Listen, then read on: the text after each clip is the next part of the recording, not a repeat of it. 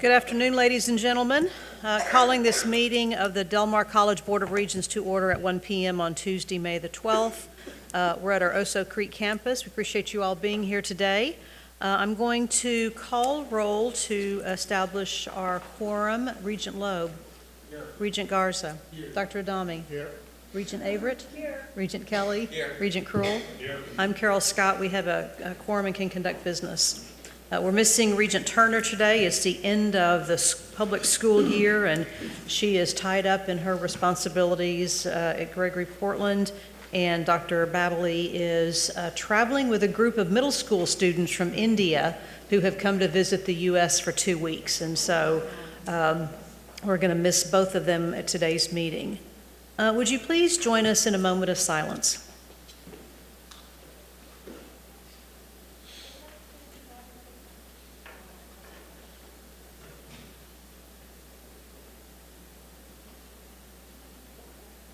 Thank you. Regent Averett, would you lead us in a Pledge of Allegiance, please?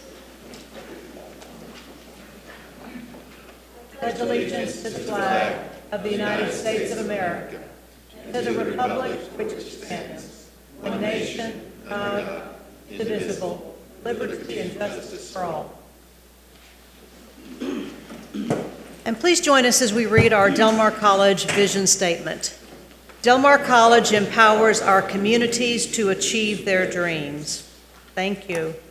We're streaming our live audio and video from this meeting on the college's website in real time, with the exception of portions of the meeting considered closed session by statute. I'm going to ask if there's anyone here for general public comment for items not on today's agenda. I do not see anyone signed in for public comment, so we will move on to our recognitions, and very happy to have be able to recognize some of our outstanding students, and going to invite Dean Cheryl Sanders, please, to come forward. Associate VP, I'm so sorry, I get the title wrong. Good afternoon, Chair Scott, Regents, Dr. Escamilla. The Texas Junior College Student Government Association, known as the TJC-SGA, is the only student-maintained organization in the state that promotes the interests of community college students at the local, regional, state, and national levels. It represents over 70 member colleges and 700,000 community, junior, and technical college students from across Texas. Del Mar College's Student Government Association attended the TJC-SGA convention in April in Dallas, and they received several awards. They received gold for the SGA Chapter of Excellence. The SGA President, Sophia Jimenez, earned Student of the Year. SGA Parliamentarian Isaiah Herrero earned first place in Event of the Year for highlighting SGA's work on empowering students to self-refer to Care Connection, which they were celebrated for being game changers, which was the theme for this year's convention. And unbeknownst to Miss Beverly Cage, she was nominated by the student leaders of SGA, and she won Advisor of the Year. So we would like to congratulate the SGA officers on all the work that they do for the student body and the entire college community, and Miss Cage for her leadership. And as I call your name, come on up here, okay? President Sophia Jimenez, she served on the Region 6 Judicial Committee. Vice President Mika Chase couldn't be here with us today. Secretary Eugene Gines served as the Region 6 Executive Board on the Paparazzi Committee. Parliamentarian Isaiah Herrero also couldn't be here today. He served, oh no, you showed up, hi, come on up, Isaiah. He served on the Region 6 Executive Board as parliamentarian and the TJC-SGA Awards Committee. Communications Officer and Historian Odalise Rojo couldn't be here today, right? Okay. And then Magistrate Sergio San Miguel served as the Constitution and Bylaws Committee. And he's not here. And last but certainly not least is the SGA Advisor, Miss Beverly Cage.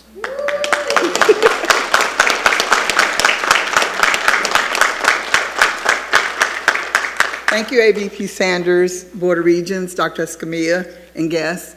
We are so elated to be here in front of you today to share our hardware with you that we won at the conference. As ABP Sanders said, TJCSGA is the largest student government association in the state of Texas, representing all the Texas junior colleges, technical colleges, and colleges throughout the state. Over 400 students attended the event. Never in the 75-year history of the organization has any one school won the main 3 awards, which is advisor, student, and chapter. And we walked away with all 3 awards. So I can brag on these students forever, but I want them to come up and share information with you about themselves. And we have worked really hard with creating different events this year on campus. We did a Narcan and a CPR training to address suicide on campus or just in our state in general. We also went to several homeless shelters. On the Saturday, we made over 200 peanut butter and jelly sandwiches from scratch and carried them to the homeless shelter and passed them out with nice notes to all the people that were there, and it was very, very much appreciated. So they have done some amazing things on campus, and I want to share this hardware so you guys can see how amazing it is.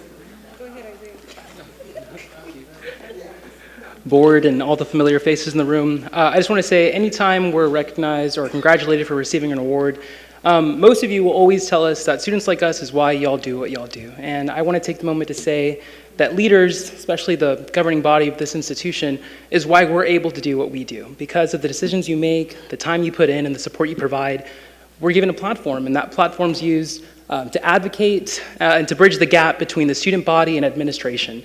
And it's truly an honor to serve now as vice president of SGA. And I always say leadership's very contagious when you're surrounded by the right people, and I definitely am. So thank you for your support, for your trust, and for the opportunity to lead and to show the state of Texas just what comes out of Del Mar College. So thank you guys so much. Appreciate it. Thank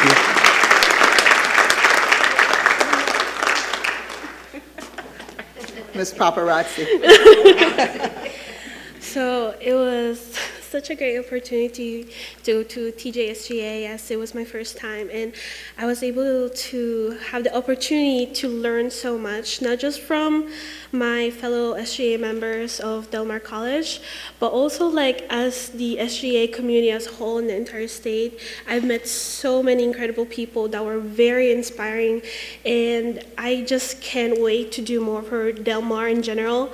I have gathered so many ideas from them, and I cannot wait to do many more events for Del Mar College and to support our fellow students and just show how much Del Mar has done for me, because it's inspired me so much. Thank you so much.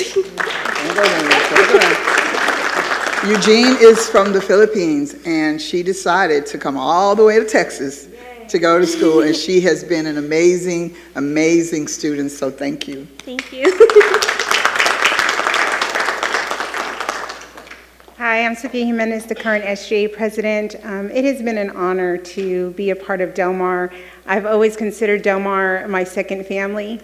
I've been with Del Mar a long time. I think I first graduated in '04 from the nursing program, and then psychology, and then drug addiction studies, and currently mental health. I'm in the bachelor's program. Somebody asked me when I'm gonna leave. I said, I'm never gonna leave. I love Del Mar.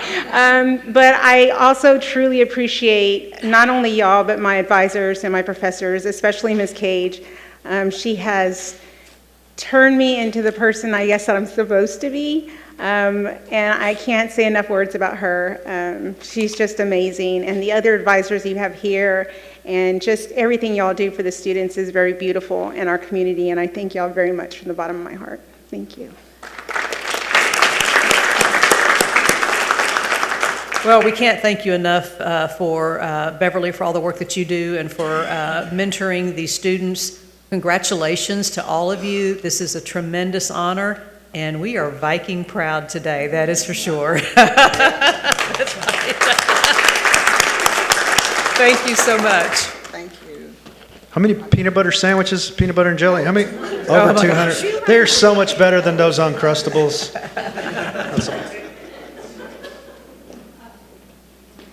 And thank you for sharing the hardware. We're glad to see all of it. Thank you. All right, we'll move on to our college president's report. Dr. Escamilla.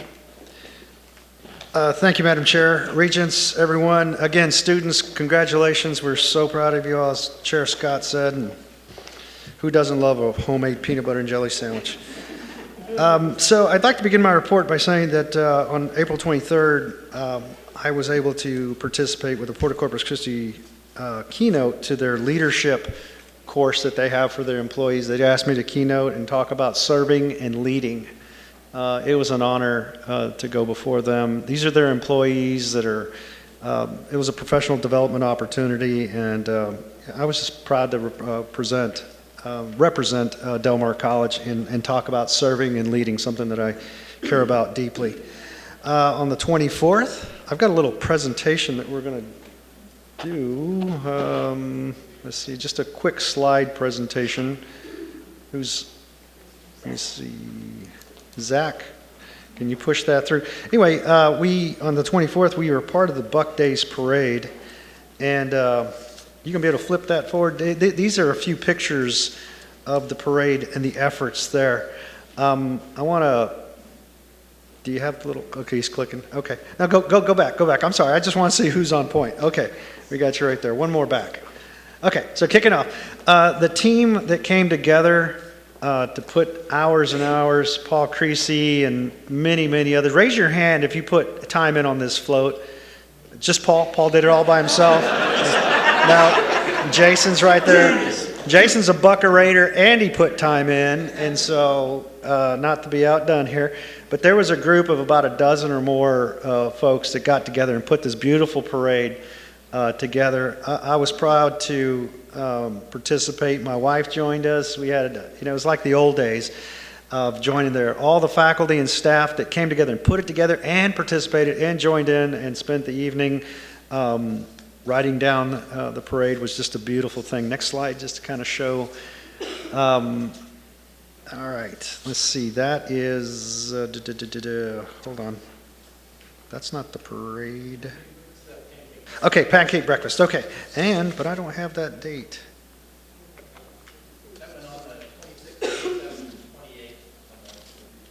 Yeah. Okay. Sorry about that. I am getting oriented. I apologize. All right. So after the parade, we had a great time at the parade, and then the 26th, 27th, 28th, we had pancake breakfast offered to all students who were hungry.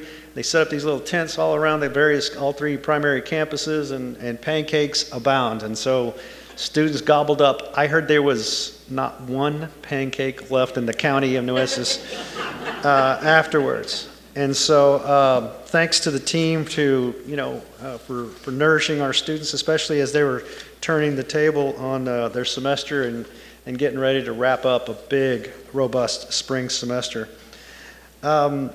And then also, that was also part of the Buck Days kind of celebrations and so forth. I'm getting it, Rachel. I'm finally putting it all together. I apologize.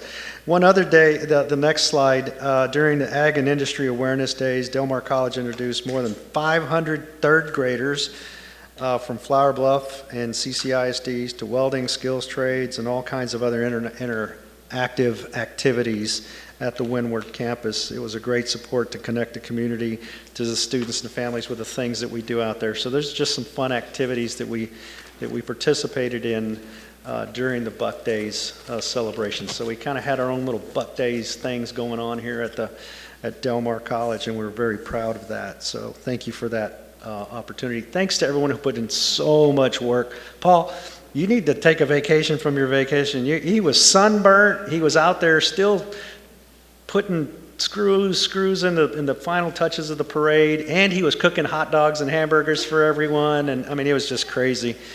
And he was sunburnt to a crisp when I got there. I felt so bad, but he was having so much fun. I didn't feel bad, But thank you to all the team. We also had a little thank you breakfast for those participants who all came in and did a lot of the legwork for that event. So thank you to all for that. Moving on the 29th, Regents, I attended our Texas Association of Community Colleges quarterly meeting. It was, getting ready for the legislative session, as you might imagine, and ticking and tying things from previous sessions. We continue to meet on a regular basis there and getting ready for the annual summer meeting. Also on the 29th, I wanted to present this. This is why I couldn't go. It was going on at the same time because I was at the quarterly meeting. But Robstown ISD Educational Foundation awarded Del Mar College Leadership in Pathways to Success Award, presented at Del Mar College. This is from Robstown ISD for all the great work going on in our partnerships with Robstown ISD, and we were recognized by their education foundation. Super, super great things going on at Robstown, so I wanted to present that to you. I'll pass that down if you want to. These are more forward-looking on the 14th. We will have 2 graduations, just as a reminder. This Thursday and Friday, we'll have a CE pinning at the Hilliard Center, and that'll be Thursday at 6 o'clock. 6 o'clock. Yep, the team has given me the nod. 6 o'clock on Thursday. And then the traditional graduation will be Friday night, also at 7 o'clock. But I need everyone to be there. I'm talking to myself right now, Miss Delia. I know. I always go late. I'm be there at 6 o'clock, 6:15 at the latest, because we will have a robust graduation. We don't know exactly the numbers yet, but all indications are this will be, if not the biggest, one of the biggest spring graduations that we've ever had. So stay tuned. That concludes my report, and we'll see you this weekend. Thank you. Any questions for Dr. Escamilla? All right. Under Regents report, wanted to announce the creation of an ad hoc facilities committee. Staff has got some conversations they want to have to talk about some of the big major maintenance projects and to look at see what that might look like. So I've asked Regent Carl Krull to chair that, and Regents Rudy Garza and David Loeb are also serving, and they'll be bringing a report back to the full board. Do want to make note that this committee is going to be in existence through the end of the year, at which time the board will reorganize at our December meeting, and we'll determine whether or not we want to continue at that point. But wanted to announce that for everyone's benefit. Moving on to, any questions?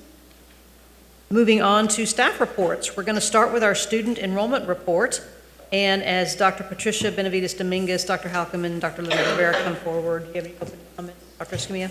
I always do, Madam Chair. Thank you for that opportunity. But this one's really exciting as we conclude what we think is one of the greatest enrollments that the college has seen, not just the academic year, but this semester specifically.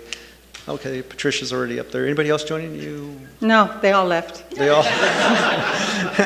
No, this is the time to celebrate and bring things forward. But anyway, I'll just turn it over to Dr. No, it's Jonda. All right, let's go. Leonard. And Leonard, and Jonda, and Patricia are going to talk about this robust enrollment. Go ahead, Patricia. Hello. Good afternoon, Madam Chair, Dr. Escamilla, Regents. Today we will provide the latest update on the spring 26th enrollment. Our goal today is to provide a clear overview of the enrollment trends across credit and continuing education, highlighting key areas of growth and change, and summarize what these trends mean for the institution moving forward. We will begin with the enrollment update for our credit programs. This section includes a look at the top awards being conferred over spring credit headcount growth and specific trends in dual credit enrollment over 1, 5, and 10-year periods. Next, we will move to the enrollment update for continuing education. We will highlight the top continuing education programs and review preliminary headcount changes, noting the long-term growth. We will conclude with a brief summary that ties the data points together and outlines key takeaways. This slide illustrates the composition for spring 25 with compared to spring 26. Certified enrollment increased by 12%, yay. Growing from 9,766 to 10,942 students. Female enrollment increased by 11.9% and male enrollment by 12.3%. Despite this growth, The gender distribution remains stable year over year with 56% and 44% indicating a balanced enrollment growth across student groups. And now I will turn it over to my colleague, John DeHalter. Okay, so we'll look at the credit programs and the enrollment there. So our top programs as of 24-25 that have been conferred, you probably, no surprise, welding is one of the areas. They've issued quite a number of certificates. We have nurse education, which includes our bachelor's of nursing. Process technology, liberal arts continues to have a high number of awards. Architecture, with their 66 certificates, makes them one of the higher ones, as well as 81 certificates in air conditioning, along with the associate degrees as well. Now, we have different types of awards, and you're all familiar with the AA, Associate of Arts, the AAS, Associate of Applied Science, AAT, a little bit less known, the associate degree in teaching. And then we do have Associate of Science, also the Advanced Technical Certificate, the ATC. We have a few of those.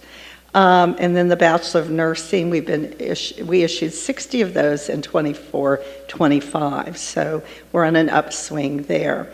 And then we've issued quite a number of certificate levels 1 and 2, and the Occupational Skills Awards as well. So, 42 bachelors already have been awarded, at least that year. 1,198 associate degrees and 917 certificates, 130 occupational skills awards. So what are the top declared majors? It continues to be liberal arts, and that still is a credential of value right now with the coordinating board. Nurse education, of course, that's very high demand. Pre-med tech, those are students that are trying to get into selective admissions programs in the health sciences, and so we have quite a number of majors there. Welding, of course, is one of our high declared majors, as well as process technology and business administration. Now, we're on the upswing as far as head count. And so we see 11.4% increase when we compare the spring 2026 preliminary data with the spring of 25 data. And so that's very encouraging. The efforts that the college has put in to increase have proven to be successful. Increase in recruitment, leading to increase of enrollment, increase of advising, registration processes, all of the things we put into it, it shows that we're doing well. And you can see that there are 1,371 of the Freedom to Dream students for the spring 2026. And you'll notice the flex number of 403, and that becomes important because the next slide, we're not showing the flex. The way the state reports things on a CBM is a little bit different. The flex is really reported in summer 1. So therefore, since we're comparing to other large school districts who also have to report the flex in summer 1, for the proper comparison, you'll see that spring of 2026 numbers are 10,942. The previous slide, as I mentioned, shows 11,343, but we've removed the 403 of the flex. That's just the way reporting is done. So I think this is really promising. It's, our large peer group, we have that written on the side of the slide. Belen is huge, but they still put us in that same category. The other schools are very much like us as far as numbers and processes as well. So we don't have the spring 2026 numbers for our peer institutions, our peer group at this time. They still have to send in those numbers, and they are not certified yet. So we'll have those next time. Credit contact hours show a big increase. Now remember, one student can take multiple courses, and since we have increased the number of full-time students, we would see an increase in contact hours because a full-time student would take more classes, therefore generate more contact hours. So we do see 17.3%, which is not a surprise. To me, it's not just head count increase, but also because we have full-time students there. Now, speaking of full-time versus part-time, you see our numbers have shifted, and due to Freedom to Dream. We have so many more full-time students than we have had in the past. And that's very promising. We've shown increase in persistence and other things by a student going full-time. And so when you compare spring of 25 with spring of 26, you can see that we have quite a difference in comparison between the two. You see there's a 48.7% increase of full-time students just in that 1 year. And we know that's attributed to Freedom to Dream. So that's a good thing. But our ratios are still, for spring of 26, full-time is 21% of our population, part-time 78%, which is common among community colleges. Spring dual credit headcount, and we did not include continuing ed in this. Dr. Rivera will present the continuing education piece in just a moment. This is strictly the dual credit, the credit side of the house. And you can see over 10 years, an 86% increase in dual credit. I remember when it started way, way back, there were just a few courses here and there back in, 2006 or so. And so it's just really on the upswing, and it's due to the hard work of so many of our staff and faculty here at the college, and the independent school districts that we work with as well. And the 5-year increase, 43%. So I see this increasing even more and more over the next several years.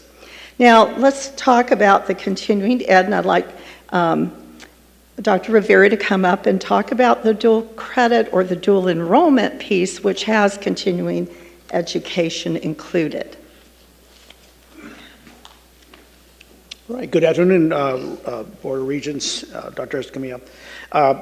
Very excited to provide some information. If I can get the right slide up here. Here we go. So what I want to start out with is our top 3 programs as of fall 2025 in our continuing education areas, which remains true as it was even last year. Healthcare programs, with the high demand that it has in our professionals such as phlebotomy, EKG, CNA, certified nurse aide, patient care technicians. Healthcare programs continues to be within top demand programs under CE, followed by our Texas Workforce Commission's Adult Education Literacy Program. That is our keynote program. It talks or teaches our adult learners who are aspiring to earn their high school equivalency diplomas through Del Mar College. And then followed by our Army Depot programs that we provide for our typical business industry through our career and technical department under our continuing education department. So those are the top 3 programs as of fall 2025. You to go back to Yes. the first slide, the Right here? spring dual enrollment. Oh. One more back. You didn't get to Right. talk about that one. Okay, okay, I'm sorry. Well, then I would then talk about the dual enrollment. This is our dual enrollment programs. I think this is covered by Dr. Allen, but this program, the slide depicts our 1-year increase. We have an almost 9% increase over spring. So spring 25 to spring 26, we're showing almost a 9% increase in our dual enrollment enrollments. So right now we're looking at right about 6,100, almost 6,200 students enrolled in our dual enrollment programs as of spring 2026. So, and that is continues to be on the upward tick, as Dr. Halka mentioned. You saw the 10-year review and the 5-year review. This is following that trend as well. Sorry about that, Chair. No, that's a great point. You don't want to miss the bragging point. That's right. Don't bury the lead. Yeah, that's an amazing number, Leonard. Yeah, thank you. And again, as Dr. Holcomb said, I'll just say this. It's attributed to our faculty here at Del Mar College and our staff that work hard each and every day to ensure that we have great partnerships with our school districts and that we have the great faculty teaching the Del Mar way to our students that are taking dual enrollment classes. So this is attributed to their hard work and dedication. This slide is depicting, again, our largest programs annually. So annually, look at this perspective, 2024 to 2025.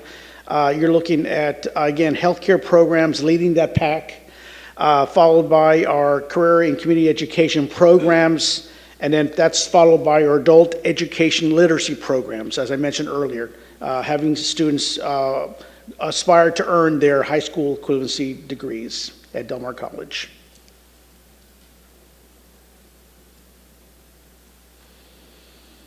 And then this slide is depicting our enrollments total for the academic year 2024-25. It's showing that we're up just under 30%, a one-year increase of almost 30% right at almost 19,000 students. So this is over 2023-24, which we had about 14,552. Remarkable increases, remarkable percentages that we're tracking upwards. So this continues to grow in totality as we move forward in time. And this is, again, attributed to our great staff and faculty and partnerships that we have with our community as well as our business and industry partners out there.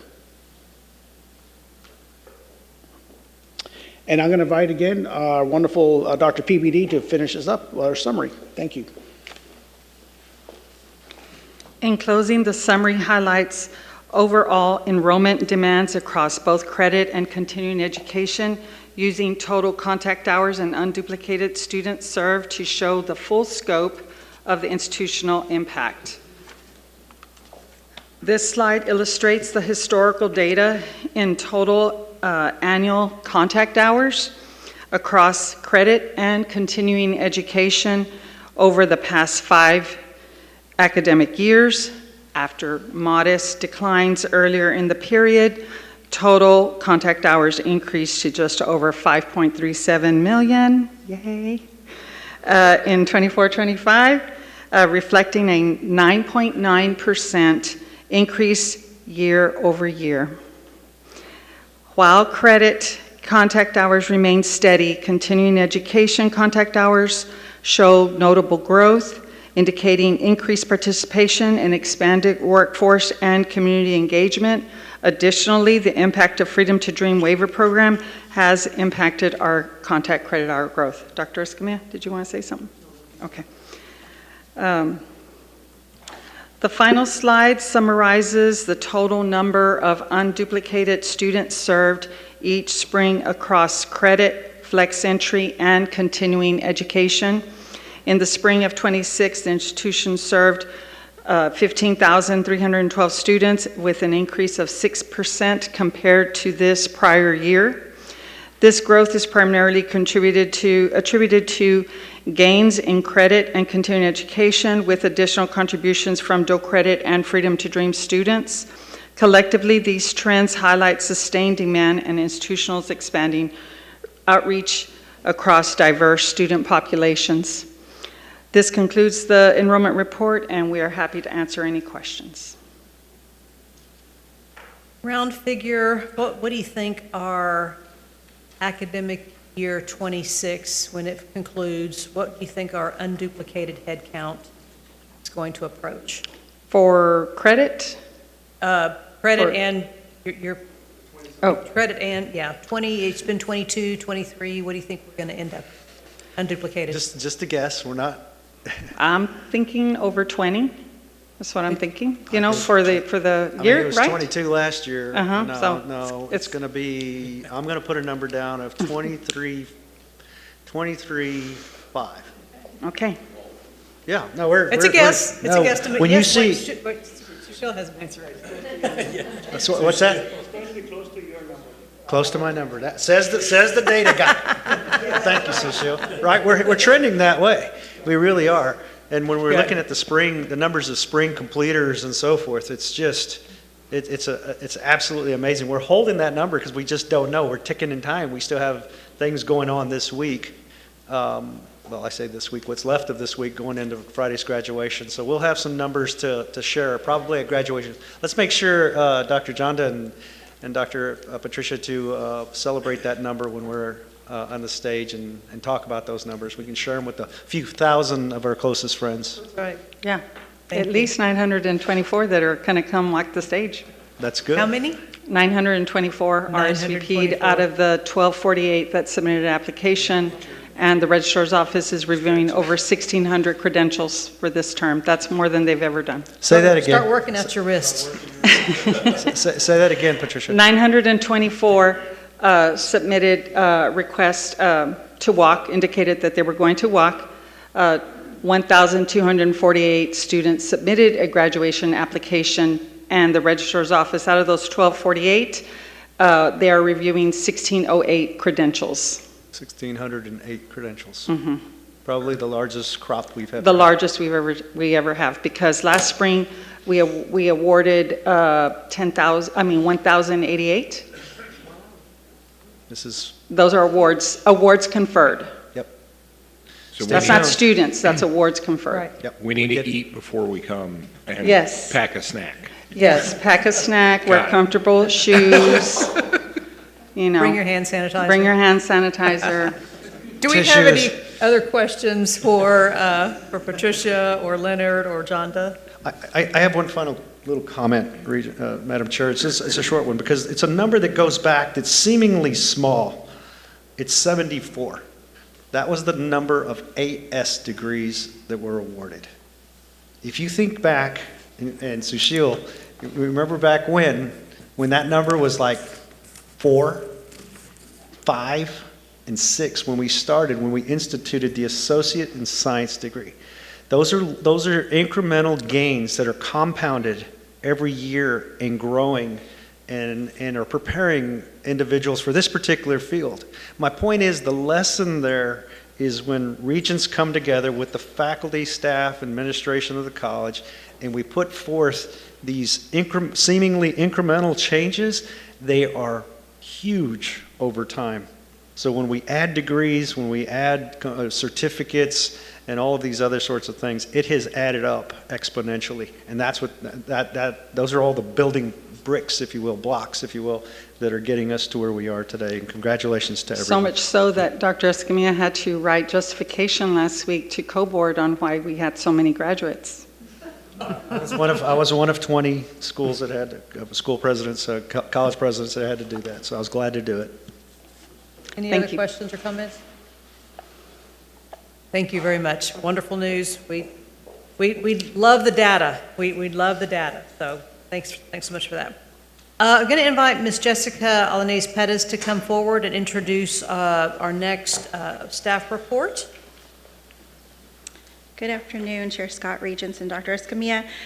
So in March of this year, college staff participated in an introductory meeting facilitated by Corpus Christi Regional Economic Development Corporation with HUD-8 representatives out of Miami, Florida. The purpose of this meeting was to discuss the proposed scope of a project and its potential benefits to the college's mission. Today, you will receive an informational presentation from Mr. Collier Pruner, Senior Director of Strategic Operations and Partnership with HUD-8, regarding the proposed data center development project in Nueces County and within our taxing district.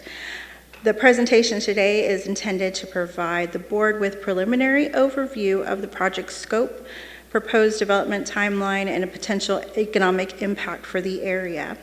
The college administration has received introductory project and financial information that is currently under review, along with additional financial projections, impact analysis, and other supporting documentation that we're still reviewing.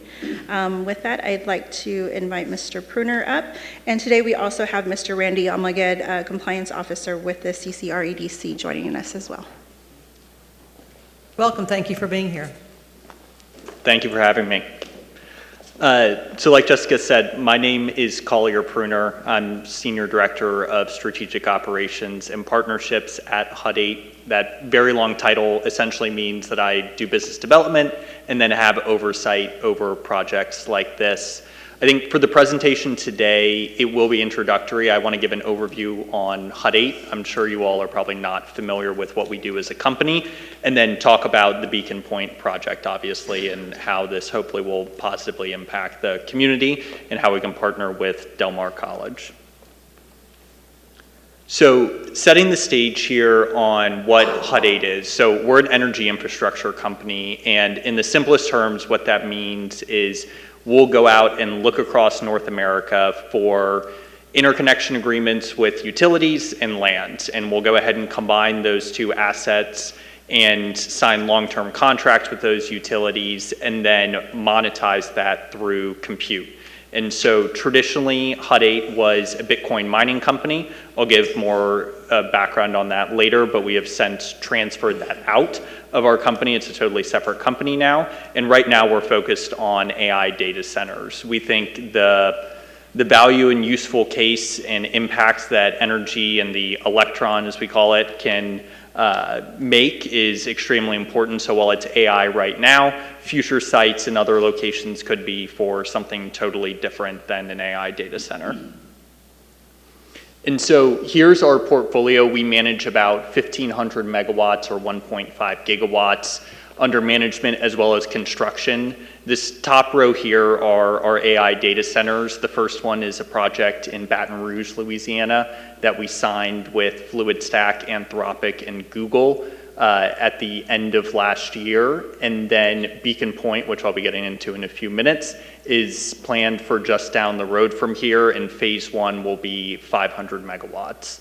This middle row here, ASIC compute, so this goes back to our roots like I was talking about when we used to do Bitcoin mining. HUD 8 still owns the interconnection agreement, the land, the infrastructure that these low-tier data centers, as we are really low redundancy data centers, sit on, but then American Bitcoin, a subsidiary of ours, goes ahead and owns the actual compute that is in those facilities. And then our last line of business is cloud and co-location. It's more on the retail side. This really goes back to what data centers used to be just 5 to 7 years ago, much smaller footprint, 0.5 to 2 megawatts, and we go ahead and host colleges such as yourself, all Canada-based, but colleges, municipalities, banks, regional banks, et cetera, we host their hardware on our facility. And so briefly just on our development pipeline, I just wanted to show the scale of the company, but also more importantly, how big this Beacon Point project is for us. While we have 9+ gigawatts of energy capacity, this project alone is 1 gigawatt. So, you know, above 9% of our entire sites that we have in our portfolio and are looking at. So very exciting here. And then heritage, I've touched on this on a few slides. Feel free to take a read through and let me know if you all have any questions after this, but just tells our story of going from low redundancy Bitcoin mining. We've built facilities in Pecos, Texas, and Amarillo, south of Midland, Odessa. We have a few facilities. The Baton Rouge project, which I mentioned with FluidStack, Anthropic, and Google. And then most recently, the data center that we are calling Beacon Point. And then our team overall, we have an extremely diverse team. We have about 300 employees at our company. We're publicly traded on the NASDAQ under the ticker HUT. One thing that made me want to join this company about 4 years ago was the diversity of thought. We don't try to go ahead and hire the person who has the most experience in that specific role. It's really focused on who can think creatively, who can solve problems creatively. That's what we really look for for a team member at HUD 8.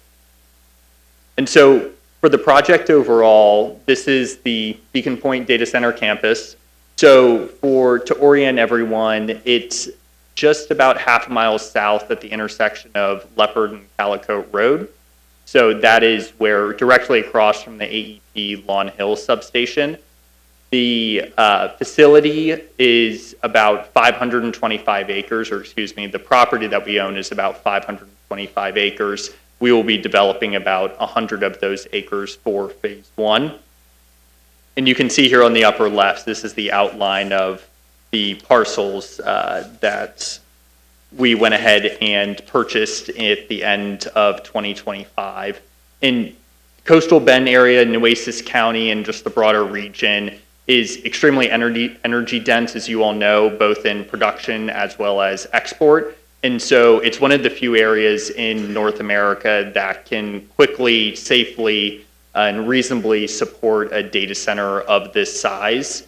And these parcels in particular are extremely unique with the amount of pipelines running through it. So while it's maybe a little bit tough to see on the screen, on the bottom left just shows the outline of the data center, which is in that kind of yellow greenish color, and then the substation as well. And so for this facility where it says electrical substation, HUD 8 will be funding and building a 1,000 megawatt, a gigawatt substation for the facility to go ahead and power both phase one and then phase two of the facility, or phase two of the campus, excuse me. And then fiber network connectivity. This is obviously after power, the second most important thing for a data center. And Corpus Christi has great fiber connectivity. So we have paths to San Antonio, Dallas, Houston, and then from there can go ahead and go from Northern Virginia, it's not shown on the map, but to Chicago, San Francisco, all the way up to Portland, if need be.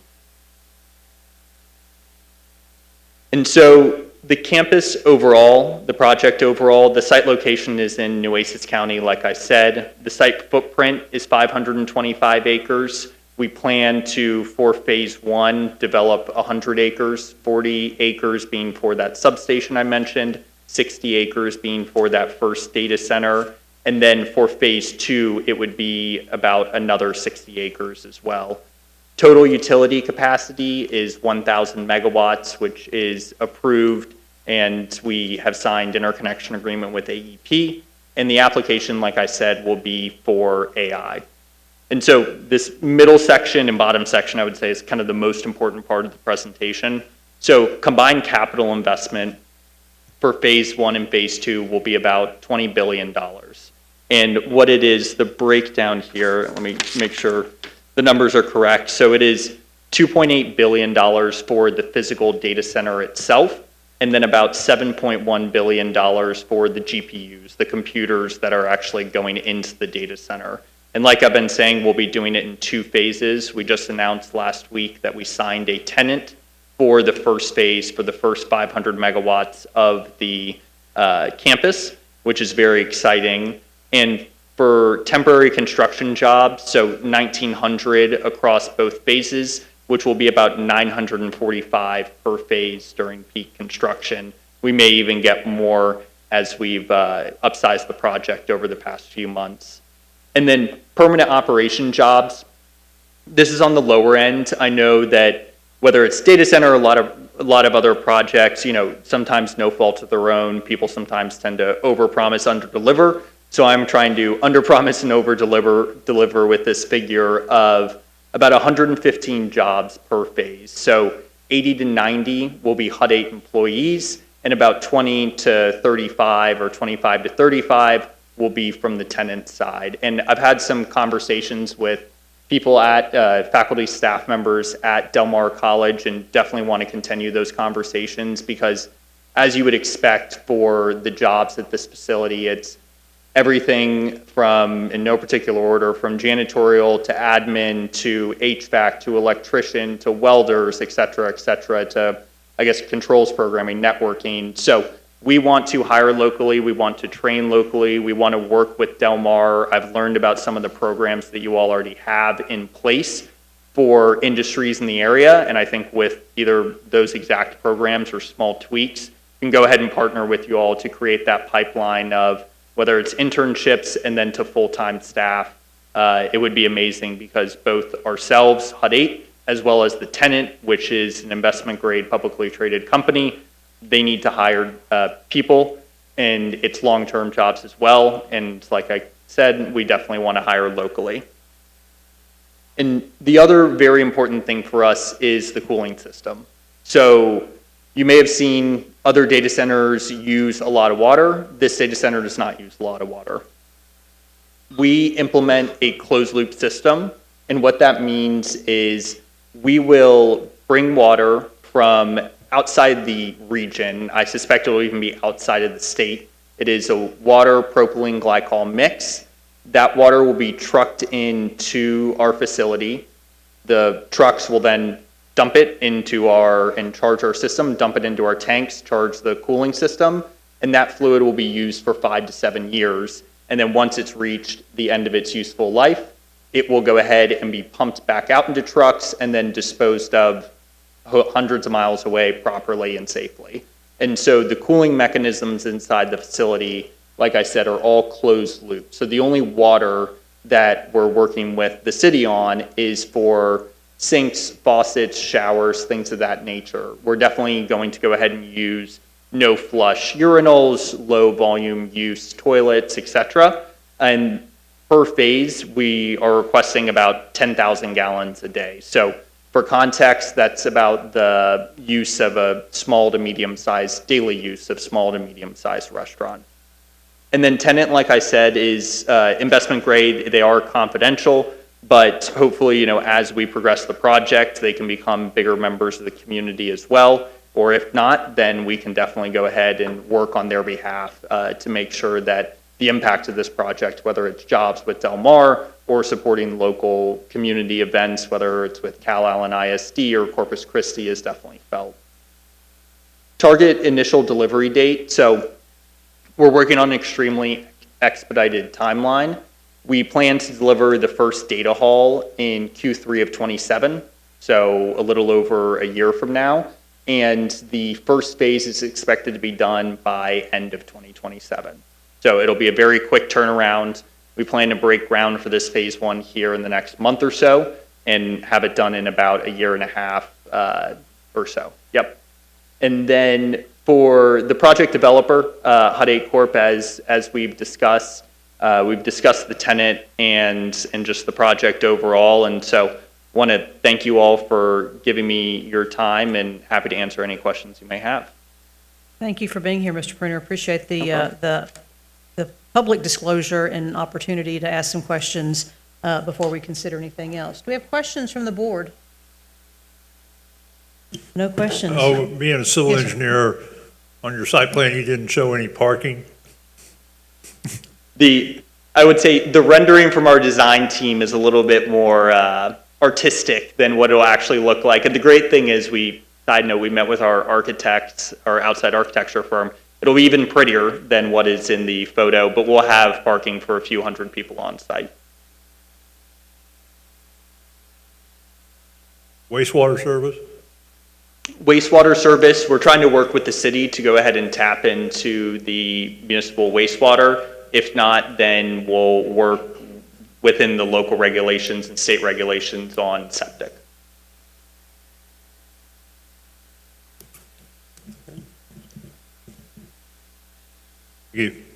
Did you say approximately 200 jobs per phase? About 115 jobs per phase, and Gotcha. that's where, I expect it will, yes, that's ×2 for the entire project. And I guess briefly on that is, I know I kept talking about phase 1. Our hope is phase 2 to come right after phase 1. We just need to go ahead and sign a tenant. And on the jobs overall, while I say 115, I personally estimate it to be around 150 or so, but we're still just trying to figure out that final figure. And so what is your, are you already in FID for phase 1? Sorry, I'm not familiar with Final that. investment decision, have you already made that final investment decision for phase 1? Yes, we've already gone ahead and signed, the lease is signed, and so we are moving forward with the Okay. project. Yeah. And then what is the catalyst for then phase 2? A tenant signing? Correct, the tenant signing up for phase 2, whether it's the same tenant or a new tenant. And for everyone's knowledge, when I say tenant, it's who you see in the news of an Amazon, a Microsoft, a Meta, AWS, etc. Any other questions? I've got a couple. Yes. On the jobs, is that you and your estimate of your tenant, or is that just you? That is us and then the estimate of our tenant. So we're estimating on the low side, again, about 90 jobs for HUD 8. And so we will operate the exterior and kind of the semi-exterior of the inside. If it's kind of hard to describe without having the full overview of what a data center looks like, but it's pretty much just computers running right down the middle. So we'll manage everything outside of the halls, data halls that have the computers, and then the tenant will manage the GPUs themselves. I know there's been a lot of community discussion, and global discussion about the cooling system. Would you say it's accurate to describe the closest personal reference point somebody has to what your cooling system is? Is it's the radiator that's in every car and the fluid in it is radiator coolant fluid? That is the perfect analogy, yes. Okay. That is exactly it. And if you've got an electric car, it's got one to cool the batteries, and if you have a ICE car, it's used to cool the engine. Okay. Exactly. What kind of noise do you think it's going to put off? So we're currently conducting noise studies right now and modeling and doing the modeling. So it will be within all local regulations. While that's great, we don't want to disrupt our neighbors. And so we're currently working through that of whether it's planting trees in combination with sound walls or one or the other to make sure that all residents, are least disturbed as possible, or hopefully none at all. But working through that right now. So your plan on power generation, because I know some of the, other actors in the field have built their own power production on site. Is that what you are doing, or are you bringing it in from the outside? Great question. So we have a contract with AEP Texas, so they will be providing the power from the substation right across the road, which then means in turn that we're connected to the entire Texas grid. So we'll be buying power from them and utilizing that power. We don't currently have plans to do on-site generation, potentially in the future if we see opportunity, but there's already such a project of large scale that we want to focus on what we have right now. This site, if it wasn't you guys, it's got the pipeline and the electrical capacity to be an oil refinery, right? Potentially. I'm not an oil refinery expert, although I did major in geology. But yes, potentially it could be something like that. Do you know what it was previously used for, if any use? It's been farmland for a very long time. It was formerly going to be a green hydrogen project, is my understanding, which in turn, that company went ahead and sold it to us, which obviously we're doing a data center. So hopefully in terms of, people looking at projects of what they want in their backyard, while there are some ups and downs for every project or positive and negatives, this is hopefully a better one. You don't have an air permit to apply for because you're not producing any exhaust. Correct. Okay. Great. Have you had any discussions with the neighborhood in terms of the project and concerns that they have? We have not yet, but that is next on my list, is to hopefully literally go door to door and talk to the neighbors closest to us and figure out kind of what do they need, especially during construction and steady state, but construction is coming up soon. And I want to make sure that they are on the same page and as us, and that we can understand what needs they have, whether it's hours of operation or traffic volume, et cetera. Great. Last question. So on the picture, it shows kind of the building, and then there's a bunch of little things outside the building. Is that essentially the radiators for your cooling system? Correct. So those are the dry coolers. So the T's are, the things coming outside of the building, those are the dry coolers that the fluid will go outside, air will be sucked in through those radiator-style vents, cool the fluid, pushed back into our facility, cool the GPUs down, and that will be done 24/7, 365. Okay, so that's not 100 diesel generators laid out in the parking lot. Okay, great. No, luckily not. Thank you, really appreciate it. No problem. Go ahead. Thank you. And I'm sorry, I may have missed this earlier, but there's a similar facility you said in Louisiana, is that correct? Correct, that we're developing about 25 minutes north of Baton Rouge. Okay, so, and that was my question, whether it is operational yet, and whether, kind of where you are in the phase with that one, and whether there have been any either lessons you've learned so far from that one, since it's a little bit ahead of us, and any community concerns there that y'all have addressed there. Great question. So we are probably about 8 to 12 months, I believe, from energizing that facility. And I think what we learned, admittedly, was starting local. We started at the very top at the state level, which is, yes, important, but we're not building in the state or in the governor's backyard, literally. And so starting local and hearing what the concerns of the community members are, what they need, whether it's dollars or different projects or sponsorships of scholarships or school programs, et cetera, and really seeing what that need is the most important thing that I would say we've learned from the previous project. Jim, so I'm looking at this rendering, and it's a lot of rooftop and a lot of concrete. What you're going to find in this area and what your neighbors are going to be concerned about is stormwater. We have drainage issues out in this part of the city. Have you guys looked at that, or if so, what's the plan? Yes, and this is where artistic liberty and not actual engineering. So where you see in the southwest triangle, the bottom left triangle, as well as the bottom right triangle, while there may still be some landscaping there, those will be stormwater retention ponds. And the other thing I didn't mention, because we're more in the discovery phase, is we're looking to potentially also do rainwater capture. So not if, but when it rains again, as it has started to at least the past couple of weeks, we can try to go ahead and reuse some of that water and store it in our facility to reduce our need for municipal water. But to go back to your original question, we will have stormwater retention ponds, make sure all the modeling is there, and make sure we do not flood out any neighbors. Well, if you're net positive, the community might appreciate you. We'll try to be.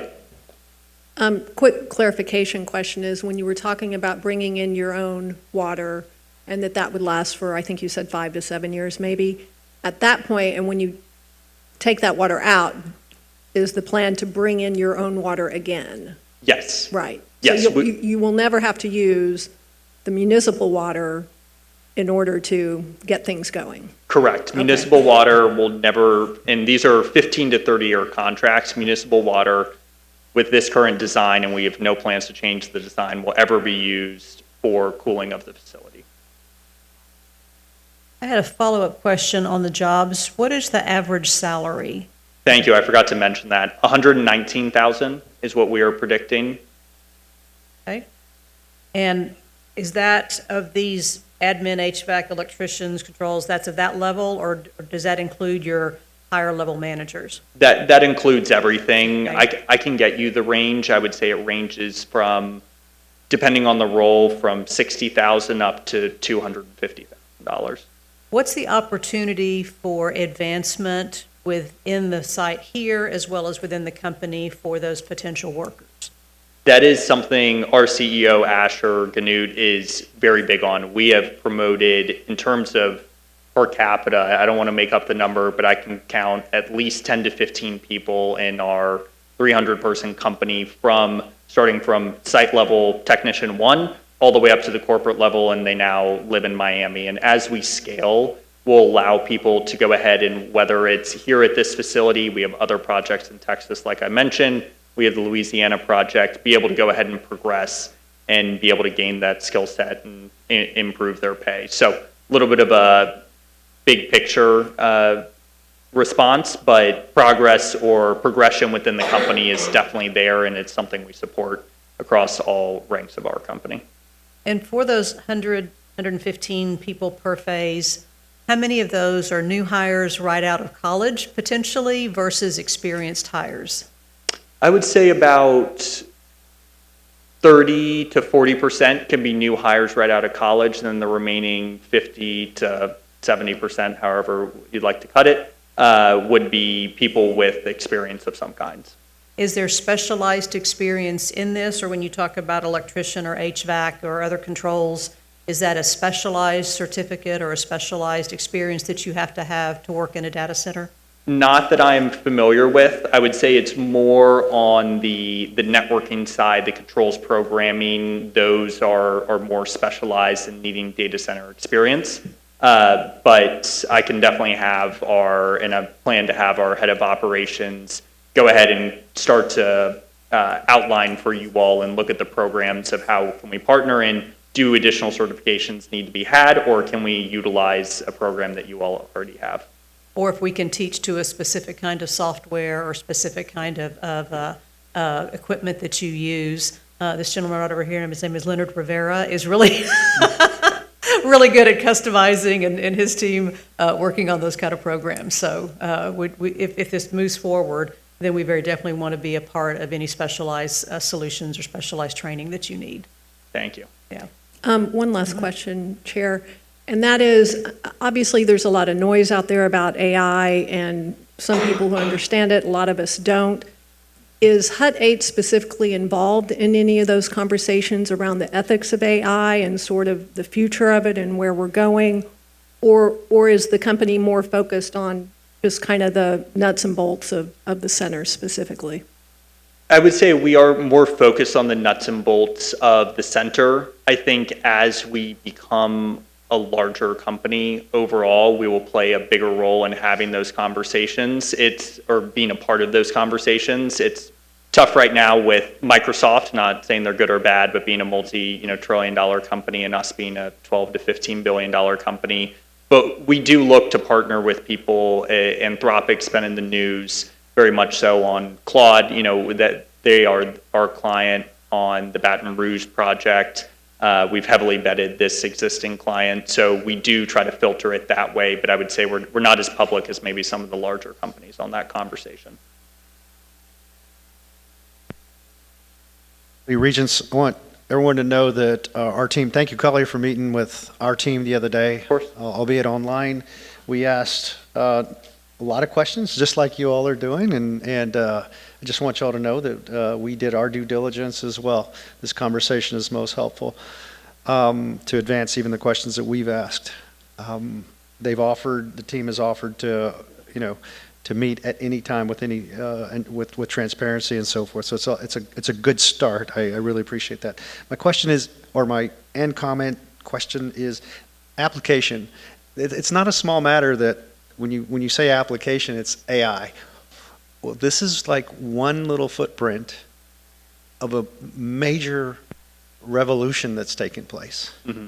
I mean, what's happening here with this proposed project, which is all more than proposed, it's underway, is a massive effort to support the new way of computing. Things that I think we've only scratched the surface on. We're only at the tip of the iceberg, I think, all those other analogies and so forth. Can you just give us a little commercial on a little bit more about what this is really? This is not a small matter. This is a piece of a big thing. No, it really isn't. On the physical aspects of the project, as well as I think ties into what you were saying as well, is what I failed to mention in my commentary is this is in partnership or utilizing NVIDIA's DSX design. And so NVIDIA has partnered with, coincidentally, our general contractor, Jacobs Construction, to go ahead and essentially say, what is the most advanced data center or most efficient data center we can possibly construct? And that is the design we're using for this. And so not only once phase 1 and phase 2 are complete, will it be one of the largest data centers in all of North America, if not the world. It will also be the most advanced data center in the entire North America, if not, again, the world. And so I think being able to bring this technology and opportunity to an area like Nueces County, hopefully being able to partner with a great university or college like Del Mar College is extremely important to us, because while Northern Virginia, Dallas, San Francisco, those regions have been very heavy on the data center side, we're seeking new opportunities and new places, and we're hopefully in the best way possible here to stay. I mean, we will be here for at least 15 years, if not 30 plus years. I want to thank you again, and I would like to encourage you in any place that you're looking to develop, to look to the Community College Network, wherever you are. For example, in Baton Rouge, the Louisiana Technical College System is chaired by a good friend of ours, who's also chair-elect of our national organization, Tim Hardy. So if you need connections throughout the community college world in terms of training and development of your employees, contact Dr. Escamilla. He has got great connections nationwide, and we would love to see the Community College Network be a part of your training and development program nationwide, because again, and we even go internationally. We've got partnerships in Southeast Asia and on the UK side, and so there's a lot of partnerships that are happening. So encourage you to use community colleges wherever you go. We definitely will. No, thank you for that recommendation. Thanks again for being here, Collier. Thank you all. All right, our next item on our staff reports is our discussion of our preliminary budget for next fiscal year, 2027. Mr. Garcia could not be with us today, and so I'm going to ask Dr. Escamilla to introduce the topic and bring up the rest of the team. Yes. Thank you, Madam Chair. Regents, let's see, where are we? Yep. So Dr. Kathy West and Ms. Jackie Landrum will be kicking off our formal discussions of the 27 preliminary budget. We're introducing topics, and by no means is this going to be an exhaustive presentation, but it will be a fairly in-depth and a broad subject for us to wrap around. We look forward to your early comments, questions, concerns as we move into the next fiscal year. You know that June, July, August is when we'll really be ramping up. The budget team sees summer with bated breath because this is their favorite time of the year. This is when they work extremely hard and they listen to everything you all say. And so we encourage robust discussion. That being said, we know that the variables that are out there and off, there'll be factors such as not being in a legislative session will affect some of our conversations, but we know very quickly that'll change in the coming year. So, just throwing some factors out there, and we want Dr. Kathy and soon to be Dr. Jackie will kick us off with the preliminary budget. Thank you. Thank you, Dr. Escamilla, and good afternoon, Regent. Raul is very, sad that he can't be with us today. And if you know Raul, he has prepared these narratives. And so I'm going to read the narrative that he wanted to share with y'all. And then I'm going to turn it over to Jackie. Today marks the first in a series of board budget updates leading up to the August meeting, where the 2027 budget will be presented to the board for consideration and adoption. This work builds on planning efforts that began earlier this year with discussions on tuition and fees. This initial update provides an overview of the factors shaping the budget and reflects the college's responsibility to keep the board informed throughout the process. The presentation will introduce preliminary assumptions and emerging external factors that may impact resource allocation, including legislative activity, funding model changes, and local economic conditions. These inputs will guide the evaluation of revenues and expenditures to ensure alignment with the college's strategic priorities and long-term financial sustainability. The presentation will also highlight the college's recent recognition of the Distinguished Budget Award from the GFOA. Subsequent updates will provide additional detail as data becomes available and assumptions are validated. And now, Ms. Landrum will present. Thank you, Dr. West. Good afternoon, Madam Chair, Board of Regents, Dr. Escamilla. So first, let's talk about our Distinguished Budget Presentation Award. So the Distinguished Budget Presentation Award program was established in 1984 by the Government Finance Officers Association, also referred to as the GFOA. So the intent of the program is to encourage and assist state and local governments to prepare budget documents of a very highest quality that reflect both the guidelines established by the National Advisory Council on State and Local Budgeting and the GFOA's best practices on budgeting, and then to recognize individual governments that succeed in achieving that goal. In order to earn this recognition, our budget book must meet the program's criteria and excel as a policy document, financial plan, operations guide, and communication tool. So the college started participating in this program in 2010 and did so through 2016, earning the award each year. Due to program changes, the college did not participate from fiscal year 2017 to 2020.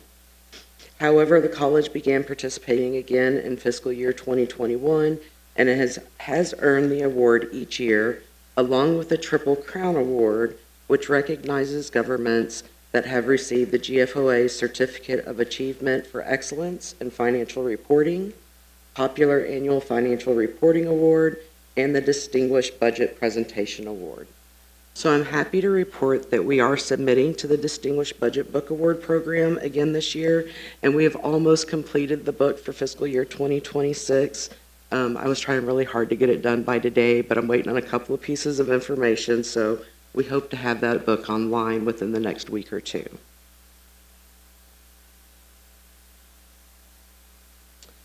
Okay, so now let's talk about our budget process. So there's 5 phases in our budget process. The first phase is our planning. That planning phase goes October through January. And during that phase, a tuition and fee assessment is completed by Mr. Garcia. The budget calendar is developed, and the distribution of our technology, facility maintenance, equipment, and marketing request worksheets are sent out to our budget managers. And then we do our budget kickoff meeting, and we provide training to all of our budget managers. Our information gathering phase is in February, and during that time, we're gathering all of that data from those worksheets that went out to gather that technology request, the facility maintenance, equipment, and marketing request worksheets. So we are currently in the review and recommendation phase, which goes from March through July. So during this phase, we're reviewing all of the budget requests, we're identifying what our priorities are going to be for the next fiscal year, and then we begin making recommendations to fund based on those identified priorities. So the final 2 phases of our budget process is our budget approval and our property tax approval phase, and that is in August. So what can we expect next? So in June, we'll have another update to our board members. July 25th is when we receive our certified appraisals from the appraisal district. That is on a Saturday. I have been in contact with the appraisal board. They're going to try to get that information to us on a Friday, if possible, but we will get it on that Saturday at the latest. July 28th, we will have our budget workshop and go a little more in depth into our budget and seek any feedback from our board members or any recommendations. On July 31st, we will send out preliminary budgets to our departments so they kind of have an idea of where we're at with their budget. On August 11th, we will provide another update to our board members, and then we'll seek your approval to conduct our public hearing. On August 25th, we will conduct our public hearing, and that's when we'll seek the board's approval on our proposed budget and our proposed property tax rates. September 1st is the deadline to approve our budget, and then September 30th is the deadline to approve our tax rate. Are there any questions before I move on? All right, so as we're going through the budget process, we are monitoring some potential external factors and challenges that could affect us. As we discussed at our last meeting, the water crisis is still one of our top concerns. We are continuing to identify ways to conserve water usage and also assess whether there's any kind of financial impact to the college. So we will continue to monitor this closely and provide the board with updates as we find out information. So another potential crisis would be the governor's agenda to overhaul our property tax system. We know that's very early. We know there's some talk about it, but it is something that we are keeping a very close eye on, and we'll bring any updates as we find out. For our state performance funding, we know that there's some discussion going around on potential changes to the weights on our outcomes based on student characteristics. Currently, economically disadvantaged students, those students that receive Pell Grants, we get an additional weight of 25%. There is a discussion that could possibly change to 20%. For our academically disadvantaged students, those students that are not TSI ready in any subject area, we currently receive an additional 25% on them as well, and that could also change to 20%. For our adult learners, those students that are 25 or older, currently we're receiving a 50% on the weight. That is being talked about possibly changing to 40%. So for our performance funding related to our associate degree programs, remember last year the coordinating board changed the methodology to exclude associate degrees that do not provide a positive return on investment for students. So those resulted in those 6 programs that were classified as being non-fundable for fiscal year 26. The coordinating board is supposed to review those programs each year, so it's possible that those programs could change for our next fiscal year. So for FAST funding, the coordinating board is considering changing the FAST rules that will impact how we get funded, how the funding is dispersed. So starting in fall of 2026, so they're considering moving more to a projection model, more like our performance-based funding. So they're looking at doing a true-up process at the end as well. So if they move to this, they're considering making 3 FAST payments during the year. So fall would be paid by October 15th, spring by March 15th, and then summer by June 15th, and then of course any additional or overage would be considered during that true-up process. So the new funding method could hopefully bring more consistency on when we receive our payments, but we probably won't find out until like June or July what those estimates are going to be. What are the proposed changes to FAST? It's more of a disbursement, timing of the disbursements. Okay. Yes. Yeah. I didn't know if that was for everything or just FAST. Just FAST. Just FAST. Okay. Yes, ma'am. Yeah, moving more to how we get dispersed funding for our performance funding.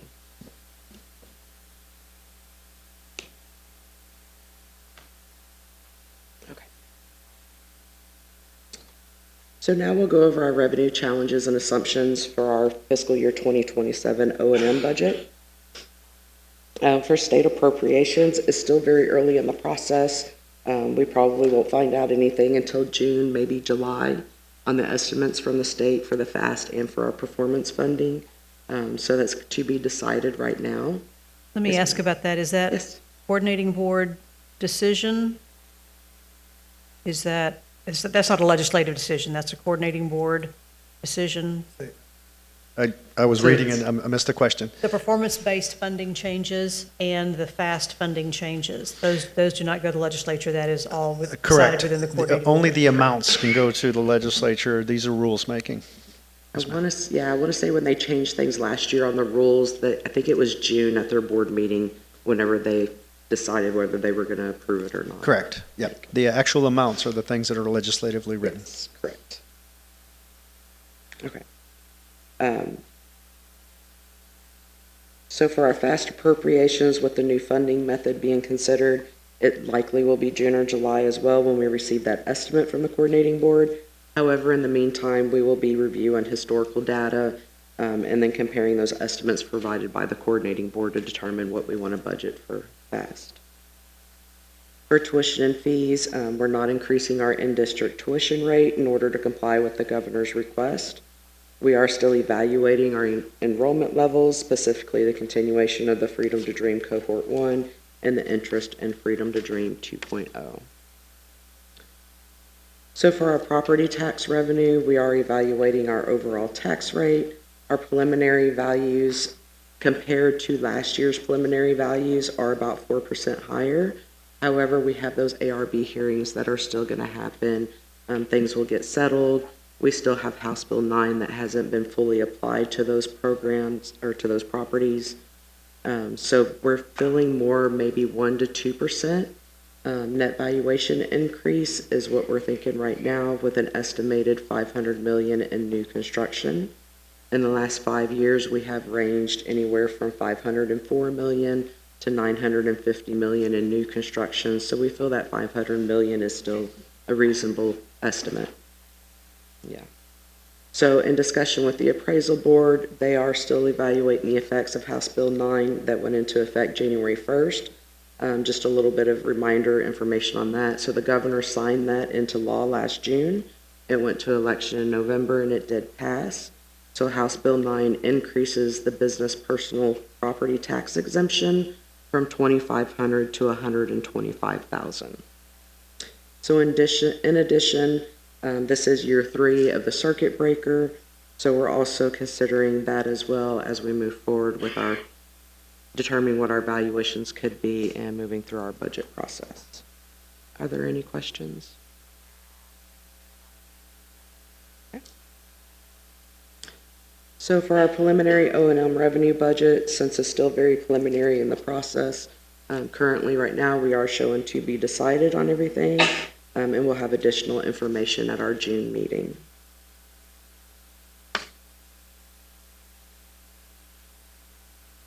So for our preliminary O&M expenses, again, we're very early in the stages. We're still analyzing all the data that's coming in. We have identified some potential increases that support the mission of the college that are categorized by the goals of our strategic plan. For nurture our faculty and staff to achieve their full potential, we have identified some cameras across campuses that need to be replaced that would enhance the security on campuses. We also have the Viking Way, which consists of multiple initiatives planned to launch this year, such as Viking Academy, Viking Social, and Viking Service. For increasing completion for all students, this year we budgeted funds again to continue addressing those instructional equipment needs. Currently, we're in the process of ordering the instructional equipment for our Aransas County Workforce Development Center. However, we want to keep that momentum going into the next year, so we do want to continue updating any older equipment that's needed. We also have some initiatives being discussed that we are considering, such as the College Ready Pipeline, which we have some experts on that. If you have any questions on that can come up. And then for maximizing resources entrusted to the college, every year contracts tend to increase to maintain all of the college's campuses for services such as our custodial services. And then we also want to continue addressing the deferred maintenance needs of the college that we have on all of our campuses. For salary and benefit increases, we're still very early in the process, so that's just to be decided. We'll have a recommendation later on after we finish analyzing all of our data. And as we continue to work through the process, we will identify any other maintenance and operation needs and provide updates to the board at our upcoming meetings. Are there any questions? Okay. So for our preliminary O&M expense budget for fiscal year 2027, again, it's just very early in the process, just wanted to get this discussion started. So as we're analyzing data, we'll have more information at our next board meeting. So everything's to be decided. Okay. And now Dr. West will discuss our preliminary debt service budget for fiscal year 2027.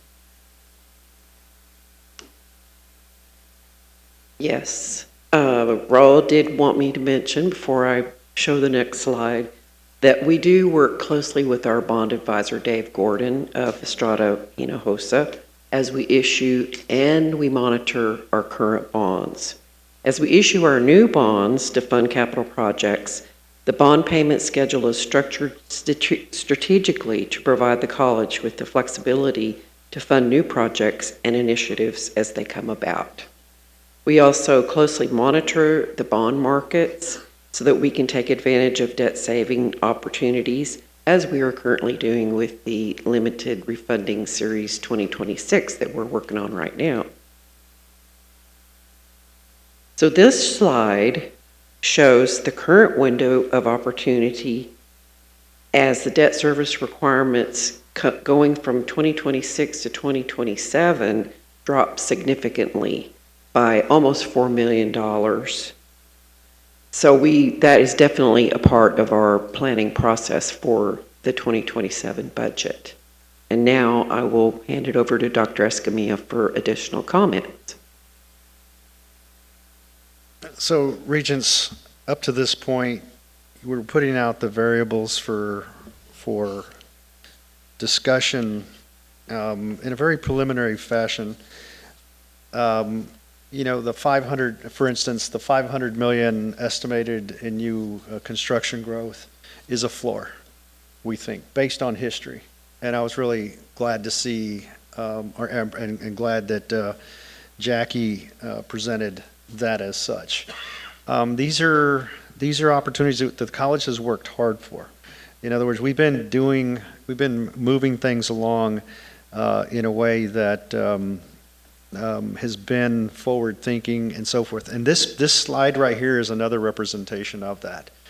You know, rolling off debt and so forth does present opportunities for us to move ahead in advance programs, instructional programs to support the students. As I was talking about earlier, in very incremental fashions. They don't have to, everything doesn't have to be in huge, broad, sweeping changes in the curriculum and the program offerings.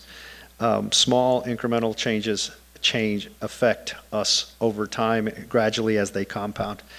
Anyway, and so I say that to say that when we're retiring debt, like this slide shows you, we need you all to just go back. We don't have to resolve today. Today there's no action. It's a staff presentation, but we need you all to take these types of slides back, think about them, call me, so we can sit down and really ascertain what's going on here and what the thoughts of what the administration is thinking in terms of moving ahead and advancing instruction.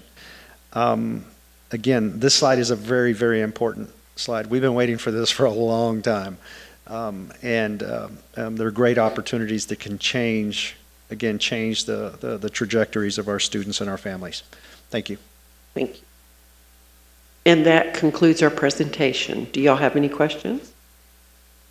Thank you for this. So, Regents, as you go back and think about this, if you do have questions about the assumptions, if you want to talk about anything that you're hearing, give Dr. Escamilla a call. And, of course, we'll have an opportunity to dig a little bit deeper and have more information at our June meeting as well.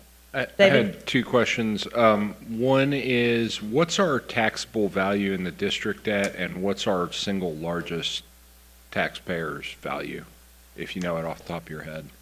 I don't have it off the top of my head, but I can get it. Okay, great. So as part of the next discussion, maybe, or even send that out in advance. Thinking for our executive session, because I'll have that. Mark made a comment about if I can get my 500 million being the low end, and we just got a presentation that would significantly alter that. Not this year, but next year. So, I know we don't bet on that, but that sort of investment can dramatically alter our finances. So, yeah. Any other questions or comments? Thank you. Thank you. Thank you. We'll tell Raul you did a good job. Thank you.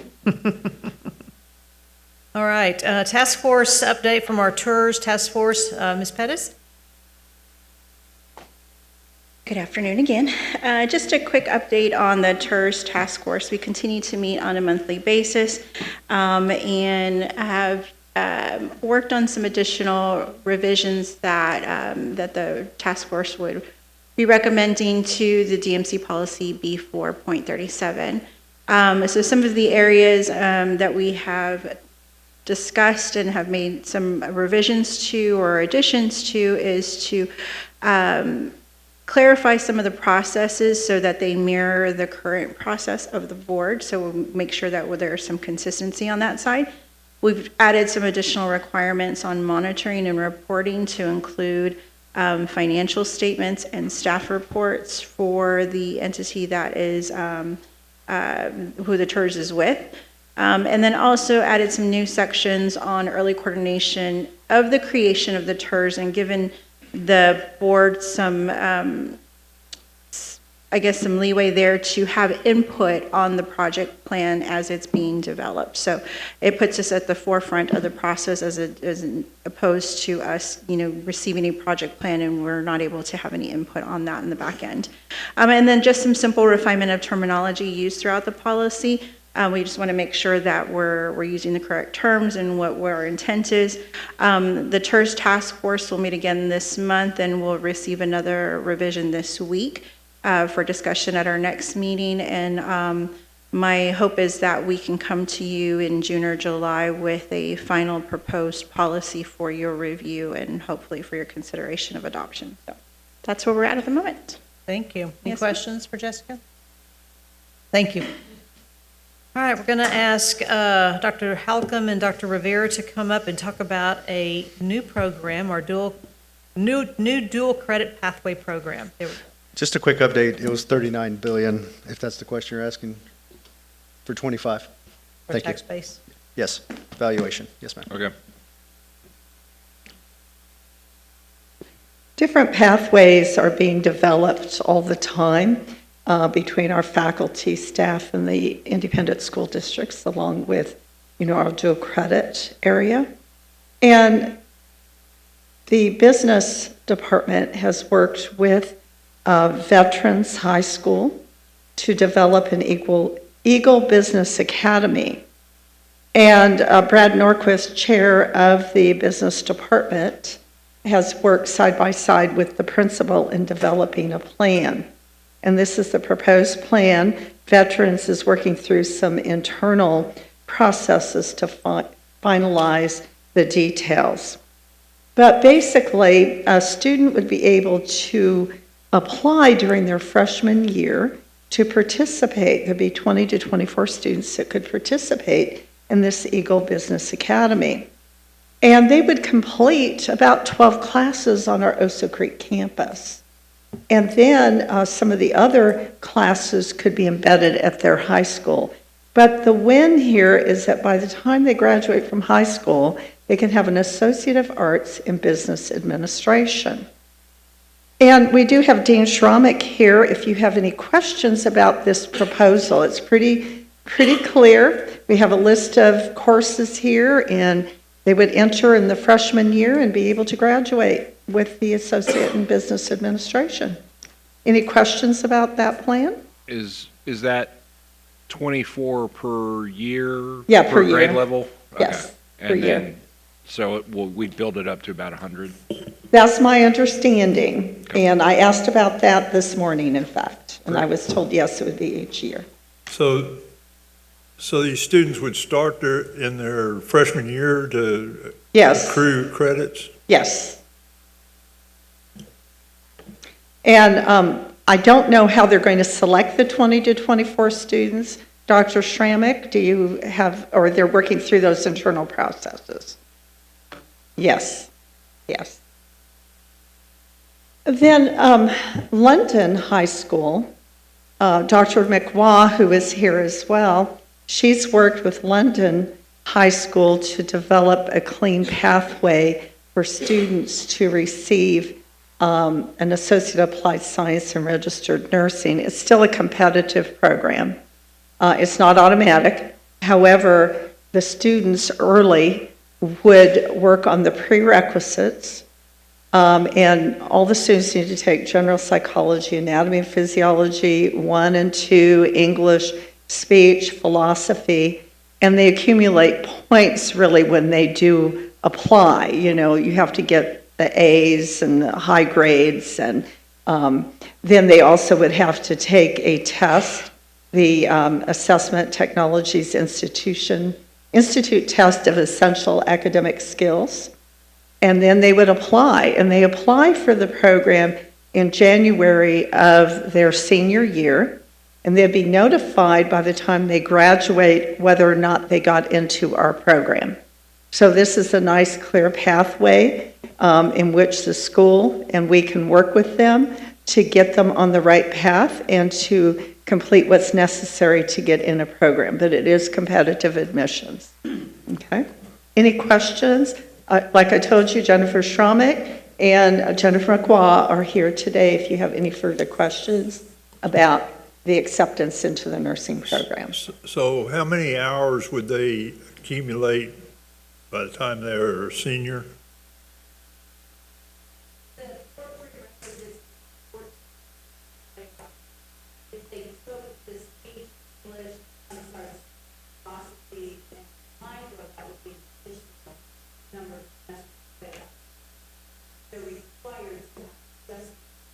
Okay. Okay, so this is kind of a pre-application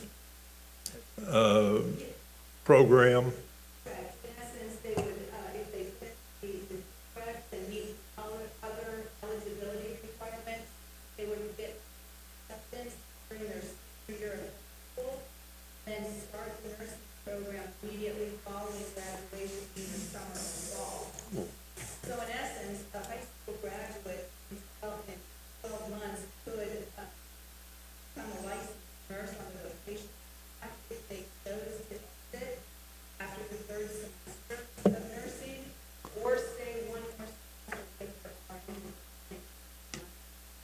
Well, thank you.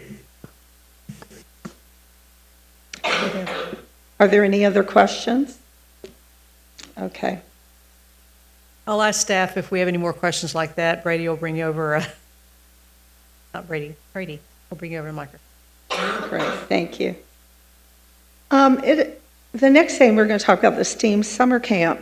It is important that students are exposed to STEM concepts and experimentation as early as possible in their education. Dr. Leonard Rivera and Conrado Garcia led efforts to create a STEM summer camp for grades 3 through 8, just in a short period of time to offer this summer, and he'll fill you in on details here in a moment. Angelica Gomez-Johnson, Christina Campos, faculty Yanzu, Corinne Caruso, Walla Awad, and Miriam Gohar all contributed in the development of problem-based activities that enhance STEM skills such as critical thinking, problem-solving, innovation, communication, and team building, to name just a few. It is critical that we help our ISD partners. We have wonderful instructors out there, but STEM is an area that we need to reinforce and enhance by working with them.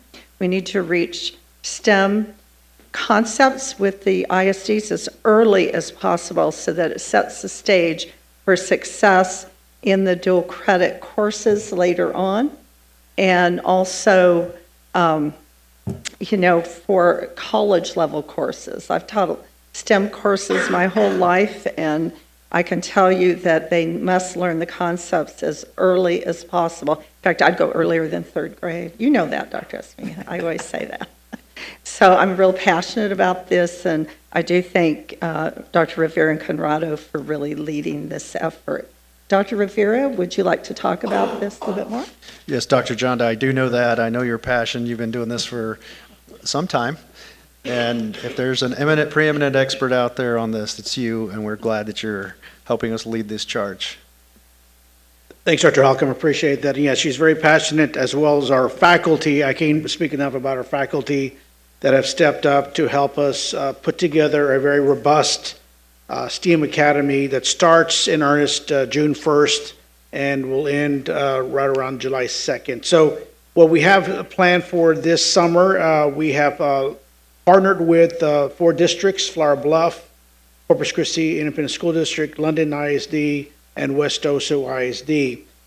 You see the elementary and middle schools that we have partnered up with, and we will commence programming again as early as June 1st, and we'll commence or conclude at the end of the beginning of July. So we have a lot of things going on. We'll serve well over 300 students, again, through grades 3rd through 8th grade. And again, as Dr. Halcomb just said earlier, the earlier we could get down and provide STEAM concepts and such, it provides them a better opportunity as they go through middle school and then go and choose their pathway when they go into high school. And we plan that they will become a Del Mar dual enrollment student. So a lot of things planned for this summer. What we plan to do is keep Dr.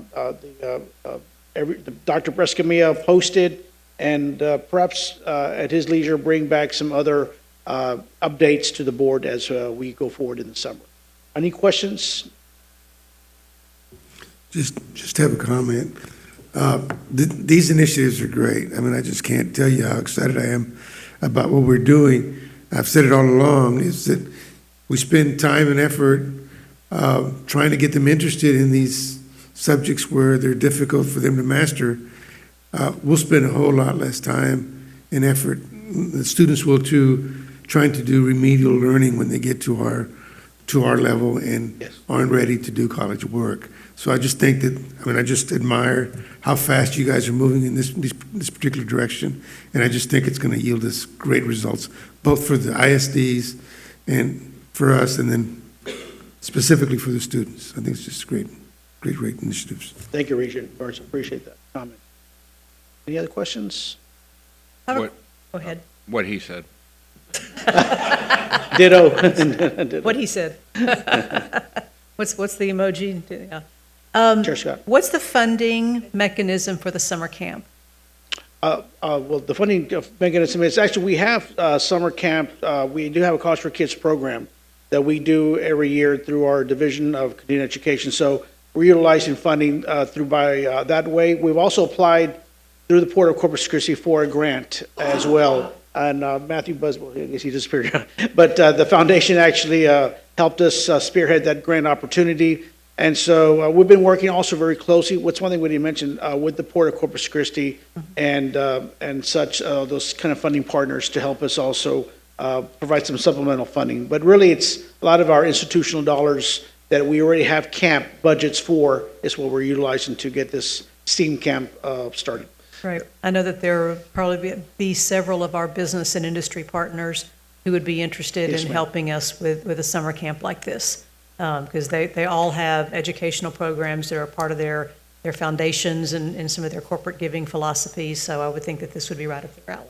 Yep. The Port of Corpus Christi is really excited about this opportunity. Plus, our partners, our partners are putting in kind resources, food for the students, space, and these other kinds of things. I just have to add, Valdar was when we were in the parade and going by, I heard many little kids say, Valdar, Valdar. They didn't say president. They didn't, they don't care. They don't care. They don't care. That dude in the back of where I was, they didn't care. They care about Valdar. That's what we want. That's what it was built for. But more importantly, the expectations. I've got to tip my hat to Mr. Garcia. He reminds me many times of these students that he served in all his years in K through 12 and the needs. And he said one thing that shocked me one time. It's just like a little thump to the forehead. He says, "Don't feel sorry for the students. Be empathetic." Feel for the students, but don't set your expectations. Raise your expectations for these students, and watch what happens. Because he did it for years at West Oso. Yes, he did it for years. Did not, and with that philosophy is what we and listening to you, Regent Garza, we've heard you over. We've heard your refrain about get to those students younger and younger. Although we have been, this is one of our most concerted efforts that is really pipelining these students to become future Freedom to Dream students. Right. But I got to thank Mr. Garcia for reminding us, and his expertise, again, continues to be invaluable. Thank you for that, and Regent Garza and Regents for your support on these kinds of initiatives. Well, I wanted to echo what Rudy said a few minutes ago. Both the Veterans Memorial High School program as well as that at London, I know are being built upon the successes and the investment that you all have made in the relationships with the ISDs across the region. And so I think this is exciting for our taxpayers. It's certainly exciting for the service area, and I think continues to show the value that Del Mar College brings to our community and to the breadth of students that we serve. We've said for years that we serve students from 14 to 94. We might have to lower that now to a little bit younger, maybe 10 to 94. But we serve students of all ages. And so I think that's really so important. And packaging these and creating these kinds of pathway programs that can get branded and the students can see success of others, I think is going to be just so instrumental. And I just can't thank you all enough for the investment that you've made in making this happen. Well, and you too, Madam Chair. I've got to go back to, the other end of the spectrum from our students, our Freedom to Dream adults. You were the tip of the spear for that. And the number of students that are coming are surprising us all. And they're persisting and doing incredible things. So from the little third graders to the adults that, maybe in their 30s and beyond, we thank you all for having that full spectrum of acknowledgement of our students. So Matthew just came back. I'm sure he's going to tell us that he's just gotten a grant for, I don't know, $1 million for these pathway programs. I'm sure that's what you were doing out there, Matthew. The Port of Corpus Christi. Talking about the Port of Corpus Christi participating and going out for the grant and supporting the STEAM summer camps and other possibilities. Any other questions for Leonard or Dr. Houghton? I just Yes. wanted to say, I think it's wonderful that the Port is partnering with us and we're partnering with them, and I agree with Regent Scott's idea to go out and engage our other partners. But I do want to say, if we get oversubscribed demand for this, we need to go make it that big, because this is the start of our pipeline that we're building, and so. These are strategic and important blocks that we build on, so when our students show up here, they are successful. Or if, in the case of Eagle Academy, they don't ever show up here because they finish while they're still in high school. They come for a couple of classes. But if we can handle it that way, I don't mind making those investments. This is not, there are other places that do these sorts of things as kind of a give back to the community thing. This is core mission function to me. Is we have a responsibility to go into as many schools as possible and help with student success, because their student success is our student success, and their student capability and desire to come finish their education here or continue their education here and go on to somebody else. So I just want to make that really clear that this is core institutional mission stuff. Thank you very much. Appreciate it.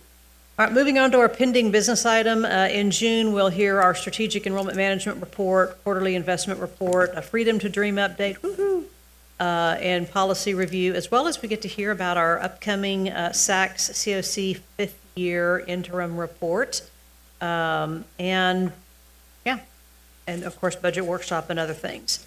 We will not have a regular meeting in July, but as we've talked about, we'll have our board workshop in the latter part of July. Any questions on our pending business items?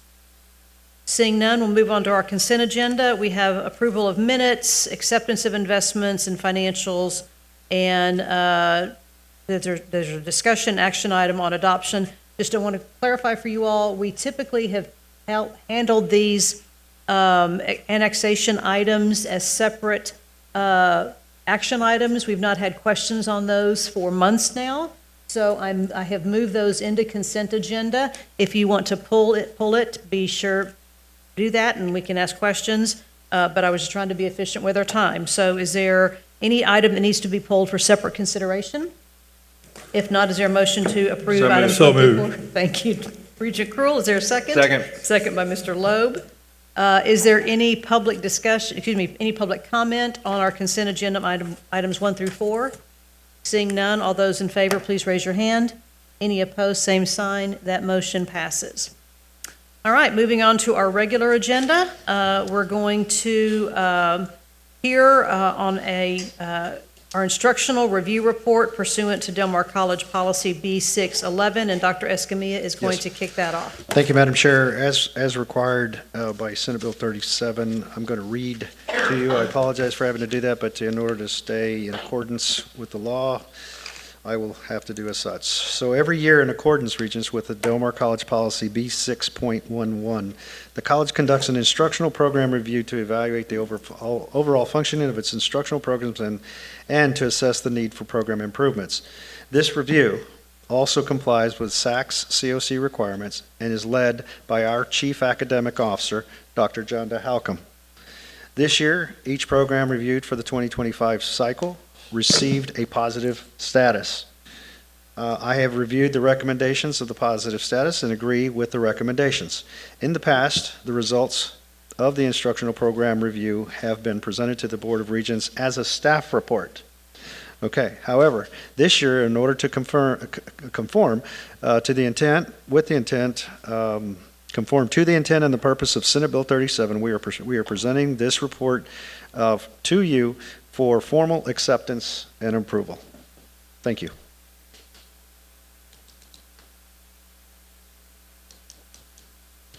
Okay, Madam Chair, esteemed Regents, Dr. Escamilla, today Dr. Sambi and I will discuss our process of instructional program review and our most recent status report. Every 5 years, an instructional program has a comprehensive review called the Program Review. It is faculty-led and supported by administration.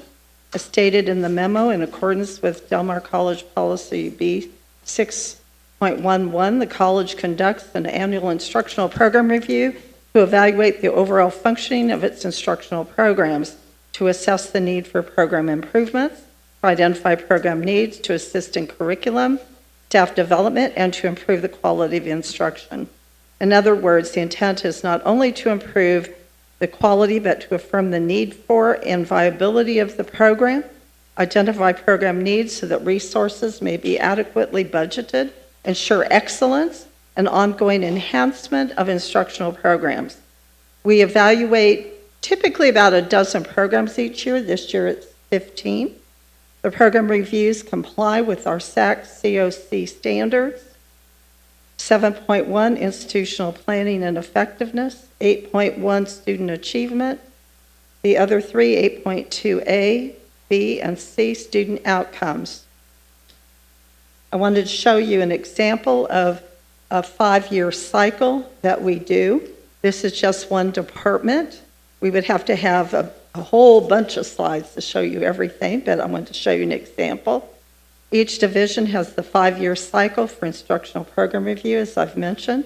Displayed here is the cycle for business, entrepreneurship, and health sciences division.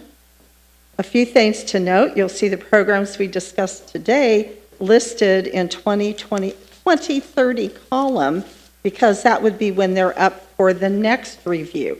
So we'll present the programs, and then 5 years from now, you can see it's on the schedule again. You'll also see the BAS OML degree is going to be evaluated in 2030. It's a newer program, so it wasn't up for review immediately. The divisional 5-year cycle exists for each of our 4 academic divisions, and Dr. Sambi trains the committees, the program review committees. She prepares the calendar, and she works with institutional research to get the data that we need in doing the program review. So I'd like Dr. Sambi to come up and talk about the next few items. Good afternoon. Happy to return to my annual discussion about instructional program review. We have some updates this year. One thing that didn't change very much is our integrated process. So this is a 12-month process that starts with creating a committee. So we believe that the faculty who run these instructional programs are our local experts. So we leave it to them to lead the committees to do the instructional program reviews. Usually it's faculty. Sometimes some programs elect to include former students, sometimes current students, industry partners. This year we had a couple of folks from our partnering universities participate on these committees as well. We kick off the process with an orientation led by my office, the Office of Institutional Effectiveness and Academics. It's a hefty lift, so we provide guidance and support and resources as much as we can. We also have support from Sushil and his team in the Office of Institutional Research and Analytics. They provide a hefty data packet. This year, the smallest one I saw was about 70 pages. The biggest was 120. It's 5 years of data ranging all sorts of topics for all of our programs. We appreciate them a lot. Up next, the programs will write their reports. They don't do it alone, though. So they'll submit it to first their department chair for review and feedback. After that, it goes to the divisional dean, same story, review and feedback, before ultimately being submitted to Dr. Halcomb for her review and a final decision. And then as soon as they wrap up, they just get ready to start the process over again for the next 5-year review. So I mentioned most has stayed the same, but we have a difference this year. In previous years, this slide had 7 criteria for our instructional program review. We opted to streamline. So now we've moved to 4 sections. I can guarantee all the content is there. It was just a moment of continuous improvement for my office. And so now we removed redundancy, we made instructions a little clearer, opted to use tables whenever we could. So now we're down to 4 sections. So we start off first with a program overview. This is a new part of the process. So it's the smallest section, but I think it's one of the most important. We focus on community need and benefit and a SWOT analysis. So we take our content experts on these programs, stick them in a room and say, all right, y'all, what's working well? What's an option for improvement for your programs? And this sort of sets the tone for the review. Next is the assessment section. So this focuses on the annual instructional assessment. Programs do this once every year, but then this is an opportunity to take a look at 5 years of reports and find trends and themes, look for opportunities for improvement.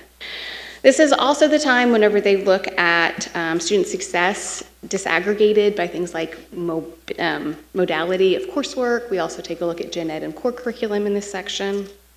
And after that, we take a look at student outcomes, transfer, and employability. So this is a really important section because it takes a look at things like grade distribution, student success rates in terms of graduation, and then we also take a look at post-completion outcomes. So that means graduation rates, that means a look at workforce demand, but then also it looks at transfer and transfer success of our students who opt to go that way.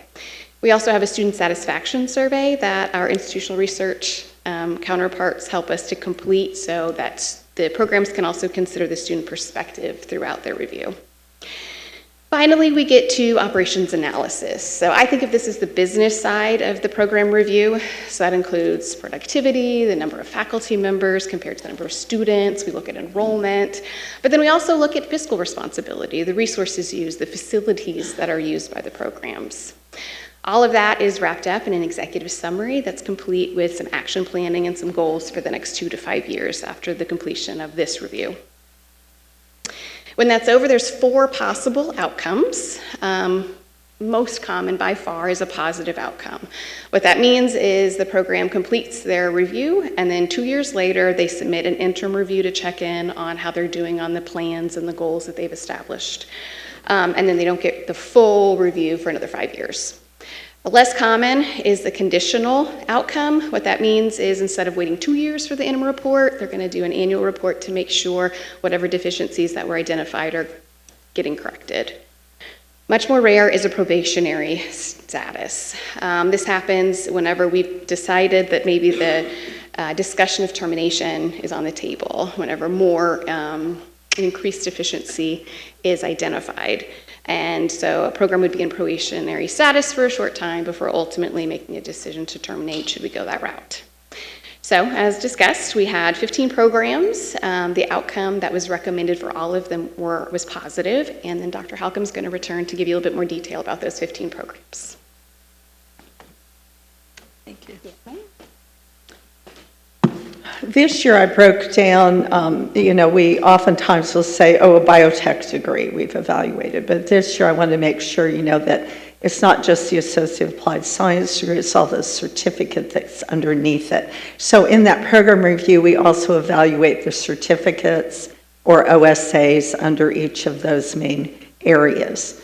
So that's what you see listed here, or engineering, we lump together the electrical, industrial, mechanical, all in one piece, because the basic requirements are the same, and so they're all evaluated together. Then, like industrial machining millwright, you can see, for example, AAS, a Certificate 2, a Certificate 1, and Occupational Skills Award. So many times, we've talked so much about stacking, and so when we do the program review, it's everything that's under that umbrella. And I just wanted to make sure you're aware of that. So as Sydney mentioned, we did recommend positive status for our 15 programs, and these are the programs that are listed here. In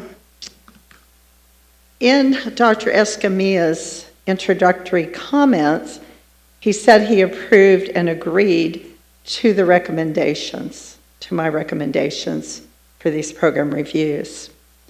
I would like to ask Madam Chair, Regents, to accept this report as presented to you for consideration and approval.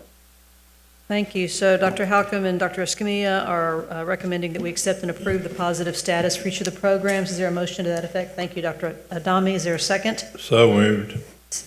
Second by Mr. Krull. Dr. Adami made the motion. Mr. Krull seconds. I have a quick question. Is this the process? I seem to remember some time ago where there were some programs that were terminated primarily, and this is the process that you go through for that? Well, that's a very good question. Sometimes this is, like we do the 5-year, we go, now the enrollment's low, the purpose has changed, industry doesn't need anymore, and yes, sometimes it is. But sometimes decision is made in between the 5 years. It could be, like we do 2-year status reports as well. For each program. Like, for example, the art program, they're going to have a 2-year report, a follow-up to this. But sometimes it's midpoint that we see, and then I'll present the deactivation separately. For example, I'll be presenting court reporting. That wasn't under the 5-year review, but there's other reasons that we identified more recent that we need to terminate. Okay? Does that answer your question? Yeah, I mean, it's kind of it's ongoing. Ongoing process. It's an ongoing, that yes. You see something in a program that is no longer viable and doesn't have the interest by the students, why you can terminate it basically any time or during the budget process, I guess. Right, the advisory committees, for example, relevance to the workforce in some of the programs. Things may have changed within 5 years or before the 5-year. But this is an official program review, and then we reserve the right to do intermittent reviews as well. Any other questions or comments? Is there a public comment on this motion? Seeing none, all those in favor of the motion, please raise your hand. Any opposed, same sign. That motion passes unanimously. Thank you. Thank you very much, Dr. Halcomb. Ms. Tammy McDonald is going to come up and give us a report and ask for action on an internal audit service RFQ. Yes, thank you, Chair. I'll start with a little bit of background.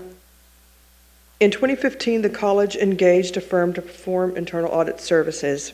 The purpose of the engagement was to provide independent, objective assurance and advisory designed to improve operations, risk management, governance, and internal controls. It helps achieve objectives by evaluating efficiencies, ensuring compliance with laws and policies, protecting assets, and identifying fraud.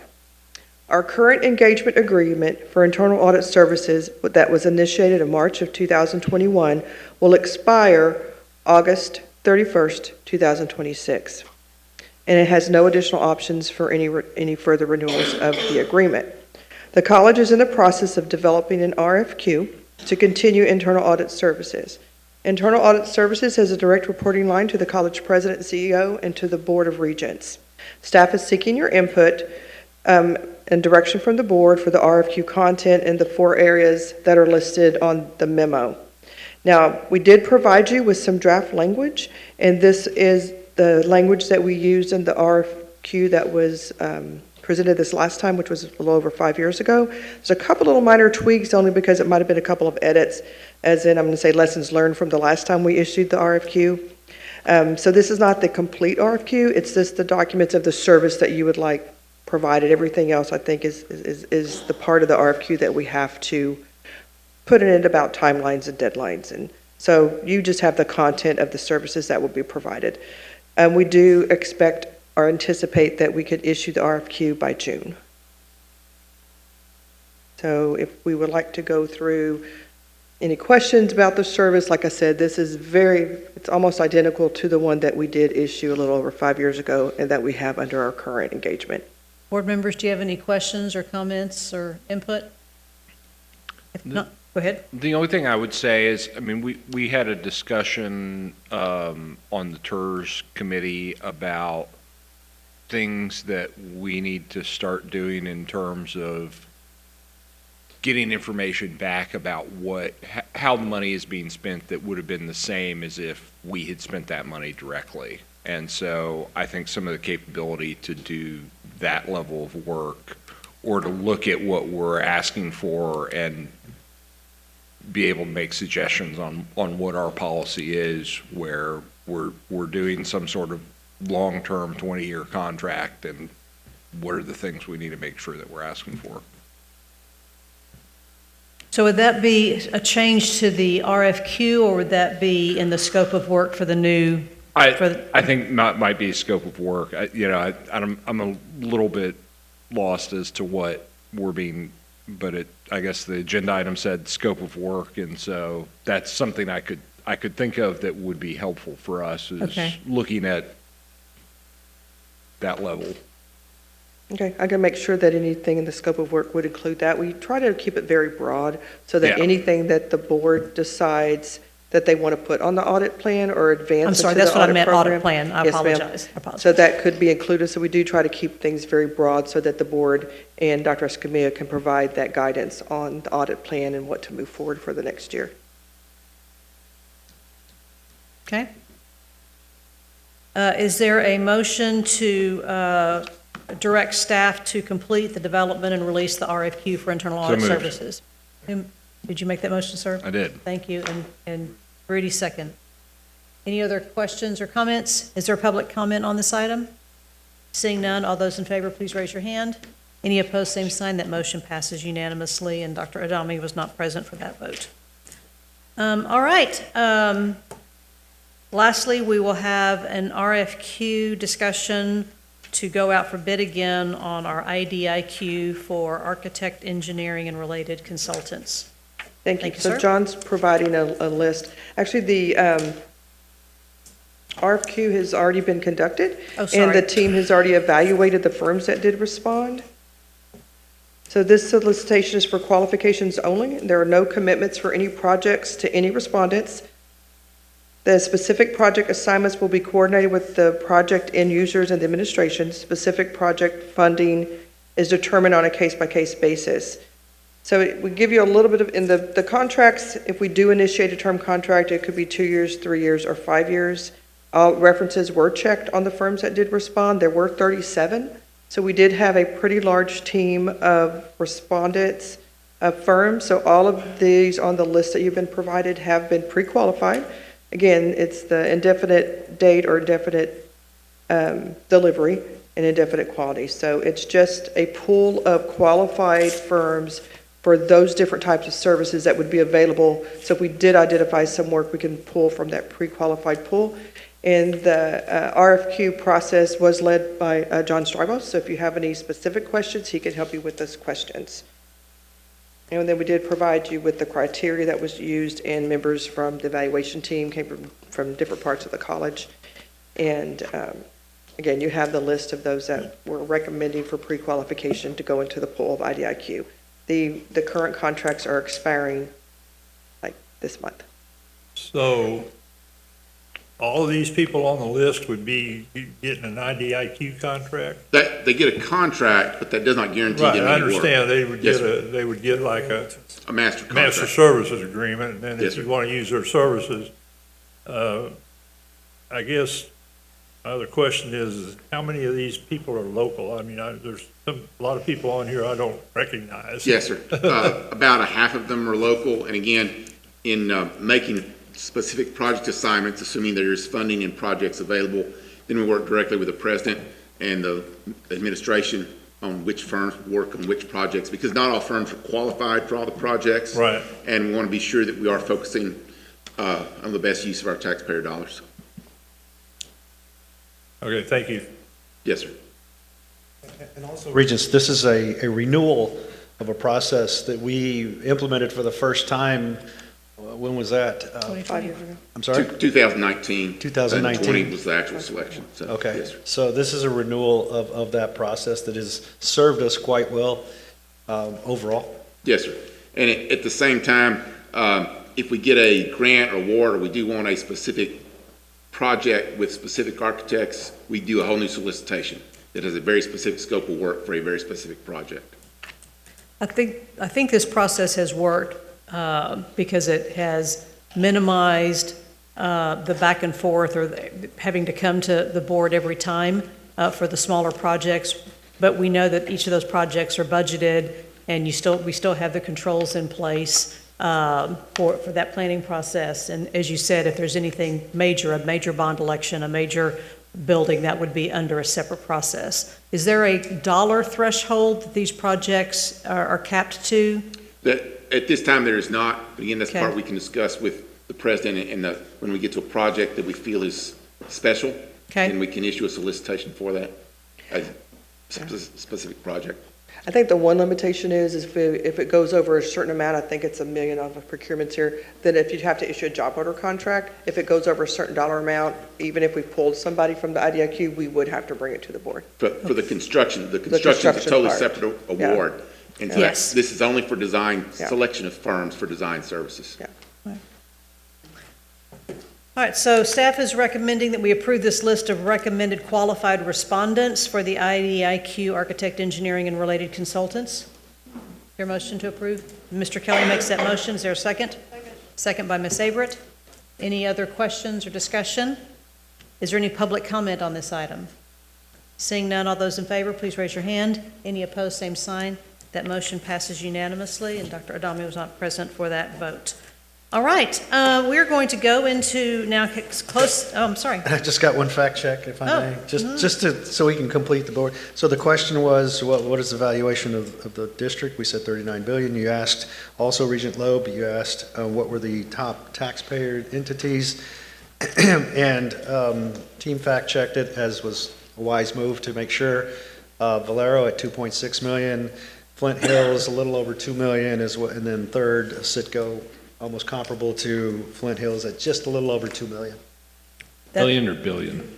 Billion. In That's terms their of the taxes, contribution. not their Those are the value. contributions. Yes, those are So contributions. 20 is higher than our current three largest. I'm sorry? 20 is larger than the combined total of our three largest existing taxpayers. I see what you're saying. Yeah. Got you. All right, now we're going to go into closed session pursuant to Texas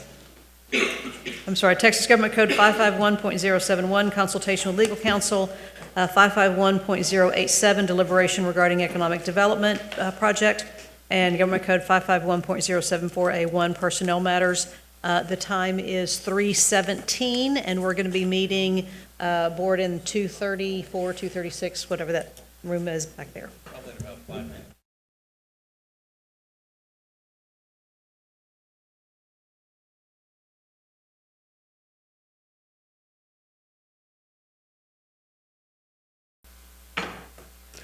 All right, the board has come back from closed session at 5:31 p.m. We have no action coming out of closed session. So May is a busy time for us. Our pinning ceremony at Hilliard Center at 6 p.m. and spring commencement at 7 p.m. this week. And then our regular board day on June the 9th.